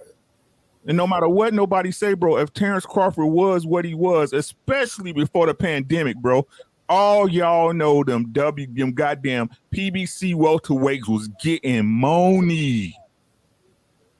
They all was getting money. Errol Spence just told y'all himself, bro. Hey, I wasn't focused, man. I thought I made it. I was getting the money, the fancy cars, all that shit. God damn it, bro. Seeing goddamn Danny Garcia riding around in Rolls Royces and white furs and shit. Dana was the top dog at PBC for a little second, a long time, really. I can do you one better, Skinny. Goddamn, Andre Berto was getting paid more than most motherfuckers, bro. He was the first one. Them welterweights was getting money, so why in the fuck would you go and sign with a place where A, you know you're gonna get less exposure, B, you know you're gonna get less money, C, you know ain't no fighters over there for you to fight? That don't make no goddamn sense. Unless what? Unless I don't want no motherfucking smoke. Damn. Unless I don't want to fight. I don't want no goddamn smoke. So I'll go over here, I'll get my money, I'll take y'all in here with me. Come on, man. That shit don't make no sense. Daryl Spence ducking him. That shit don't even make no goddamn sense. But you believe it, so that let me know about you. It's just that simple. You believe that shit the same way y'all believe in, all this other shit, bro. The same way y'all believe Joe Biden said if you don't vote for him, you not black. You know what I'm saying? Same way y'all believe the black chick that they just moved to the Supreme Court is really for y'all. You know what I'm saying? Just like y'all believe Black Lives Matter was really about black. Okay. Just like we believe all that bullshit for a whole bunch of years. Just like y'all keep believing voting really helps. Just like y'all believe voting really. I gotta vote for somebody. No, the fuck you don't. No, you don't. Yo, on some real shit, y'all. Hold on, real quick, because I gotta speak up. Bro, Ricky, watch this. We had the biggest percentage of people that didn't vote ever, right, in the election last year, and the person y'all voted for still lost. She had the most votes and still lost. And we had the biggest percentage of people that didn't vote. She still had the most votes, and lost against Trump. You know what I mean? Yeah, but Pete, this is what I'm saying, bro. This is what I'm saying. So if we want to do it real, like, so didn't no black people vote for Trump, but supposedly a lot of black people didn't vote for Biden, right? So we know in America there's more Caucasians and conservatives than there are liberals. So why didn't Trump win? Right. Did you hear what I said? Y'all don't hear me. Y'all don't hear me, bro. But you know what I'm saying? I'm just a dude on YouTube, man. I understand. I comprehend. What you saying, Rick? So they're not. So there isn't more, right? What you saying? That's what I'm saying. Okay, I wanted to make sure the people in the back understood what you were saying. That's what I'm saying. Well, right. Okay. I just want to make. Oh, so okay, right. If shit just making sense around here, we going off, we just going off common sense. Yeah, Just common sense, not no fake stats and shit. You know what I'm saying? Like LeBron, the first man to score 40 when it's raining outside in the dark, with the North Star being 35 degrees from the equator and shit. On Tuesday. On the Tuesday night game. Just common sense. Just common sense. Yeah. You know what I'm saying? But it's cool. And we still had the biggest percentage of people that didn't vote. Just saying. God damn it. Joe Biden should have won by a landslide. I mean, Donald Trump should have won by a landslide if that was the case. DP, oh God. DP. Did you hear what I said? You ain't gotta listen to me, man. Like all people can say I'm wrong is on picking fights. That's all y'all can say I'm wrong on. And I keep telling y'all that happened. That's human nature, bro. That's the human condition. That's the human condition, bro. Right. Niggas ain't fighting 100% out here in the street. What make you think it's gonna be 100% picking fight? Yeah, exactly, bro. Shit happens. You 100% in your fight? You show me a dude that's 100%. I show you a dude that had one fight or no fight. Man, facts.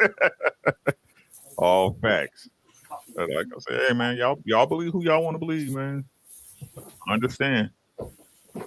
Y'all like being with the in crowd. Y'all like being with the cool kids and shit. I understand. For sure, Jelly Bean. We did the whole Jelly Bean shit. Now we ain't been on that long. Jelly Bean, I did come on late. I've been on her 3 hours. It's a regular day. I'm preparing these steaks, man. I got home. You gonna grill it? Now I'm stick these hoes in the oven. Okay, that's just as good. It's the second best thing you can do. Yeah, I like my steak a good medium, bro. Medium, pretty good. When I was younger, I used to like them well done, but as I get older, I do like them a little, a little lighter than I used to. Not too much, but I do like them. I eat them a little different now. Yeah, man, I got linked up with this dude, man. This farmer, man. I'm about to raise my cows for me, man. Ah, shit. Okay, I see what you are. I'm moving around. Go down. I'm going to Minnesota. I'm going to raise some cows for me, man. $1,300 a cow. You know what I'm saying? And then we just start over, straight to the farmer, man. I ain't got to go nowhere. He gonna cut it up for me and everything. That's the big one, man. Well, you start putting all that shit, that manufactured shit in yourself. Yep. Like I said, I'm about to find me a farmer. I need to get me a farmer with that do a organic garden, that do all their vegetables and fruits. That's my next move, man. I'm about to get out these stores. Yeah. Jelly Bean, what's good, my guy? Man, that's some of the smartest shit that I ever heard in my life right there. Man, that's what we're supposed to be doing, man. Like we're supposed to be doing it ourselves, to be honest. You know what I'm saying? And then exchanging goods between each other. That's what we're supposed to be doing. Yeah. Tell them goes, democracy is a lie. Democracy is democracy, bro. The democracy is simply mob rule, bro. That means even if the mob is wrong, bro. That means even if the mob is wrong, you subject. Nah, man. I'd rather be for the republic, bro. Independent thinking. I rock by myself. Thank you very much. Yeah. Because I knew we was fucked up, right? I knew we was kind of fucked up right when Bernie Sanders lost, right, a little bit. That's what at least I would have voted for. I voted for him. He just lost before the Trump, but his own party did it to him. But facts, Ricky. But see, I knew we was a little fucked up then, but I knew we was fucked up when the only candidates we had was motherfucking Hillary or motherfucking Bill. I mean, or Trump. And I was like, bro, I don't want to vote for neither one of these motherfuckers. Mm-hmm. I'm gonna tell you that I could tell you not the exact moment, but around the time I knew the game was super rigged, bro. Because like I was good in school, you know what I'm saying? I went along with the program and all that shit, bro. But I'm telling y'all, man, it was she still lost. Yeah. My bad, Rick. Yeah, no. But this the thing, man. This the thing. I remember back when Ronald Reagan got shot, right? Ronald Reagan got shot. And it was one of my teachers, Mrs. Dakowitz, right? A white Polish lady, right? And she would tell us about shit, but you what grade was I in? I can't even remember what grade I was in. But you know what I'm saying? You be listening to shit, you be like, yeah, right, whatever. You know what you know. You know what I'm saying? You only know what you've been taught, right? And she was like, money's not real, and y'all don't understand how this place works, Because it wasn't his social studies, it was social studies, right? People really don't understand how history worked, And she was Polish, and she had been through some shit. She had fled from Poland to America, right? Uh-oh. And she was like, y'all don't really understand how this country works. You never will, because y'all here in this school with me. You know what I'm saying? She was like, let me tell you what's gonna happen, And she said that shit. She was like, because Ronald Reagan had audited the was it the IRS? It was either the IRS or the Fed, right? He was giving y'all a real class then. Right. It was either IRS or the Fed, and it was big news. It was big news back then. She was like, if they actually doing an audit, he gonna get shot or killed. That's what she said, right? So he had did it or whatever, right? And like, you know, just like it is right now, they'll say something in the news and you don't hear about it for a minute, right? You don't hear about it for a minute, right? So they had reported the audit, right? And they had reported the audit, and we didn't hear nothing from the news. And then it came out that the audit was done, right? And before the The audio got released. Ronald Reagan had got shot. Right?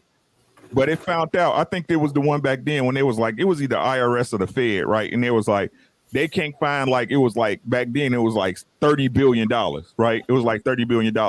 As a matter of fact, it came out when the time when they was like the government was paying, $10,000 for a hammer, right? You know what I'm saying? $500 for a seat cover, shit like that. You know what I'm saying? She was like, if it's true and he's really doing what he said he's doing, he's just gonna get shot or killed. I was like, hell no. From that point, man, shit. From that point, I started questioning everything. I had to get his ass up out of there. Yep. They shot his ass, but you see right after that, man, Ronald Reagan stayed that ass in line. I'm telling you. Whatever agenda they had, that's what he did, bro. Stayed that ass in line. Yeah, that shit real, man. Somebody had did a little freeze frame of Obama when he was running before he got in and shit. They showed you a couple of pictures. Like middle of his term, at the end of his term. That man was stressed the fuck out in there. He look younger now and shit. Now that he ain't in there. Bro, for real, I was just about to say that he looked more like he did at first now than when he was in there. He was stressed the fuck out. That nigga was losing her and some more shit. He got her again now. You know what I mean? That nigga was losing her and some more shit back about midway through that shit. I said, damn. My boy couldn't do shit in there he thought he was gonna do. Yep. But yeah, man, shit. Like I said, the government's not for me, man. If y'all want it, y'all can have it, bro. It's not for me. Like I said, I don't need nobody to govern me. I don't need it. And people don't understand that. People act like y'all need the government when y'all don't need nothing they do. Not a goddamn thing.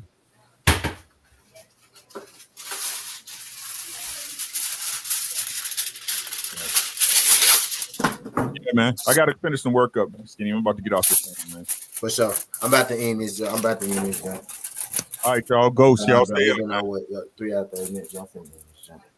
All right, y'all. Well, I appreciate y'all signing through this jump, man.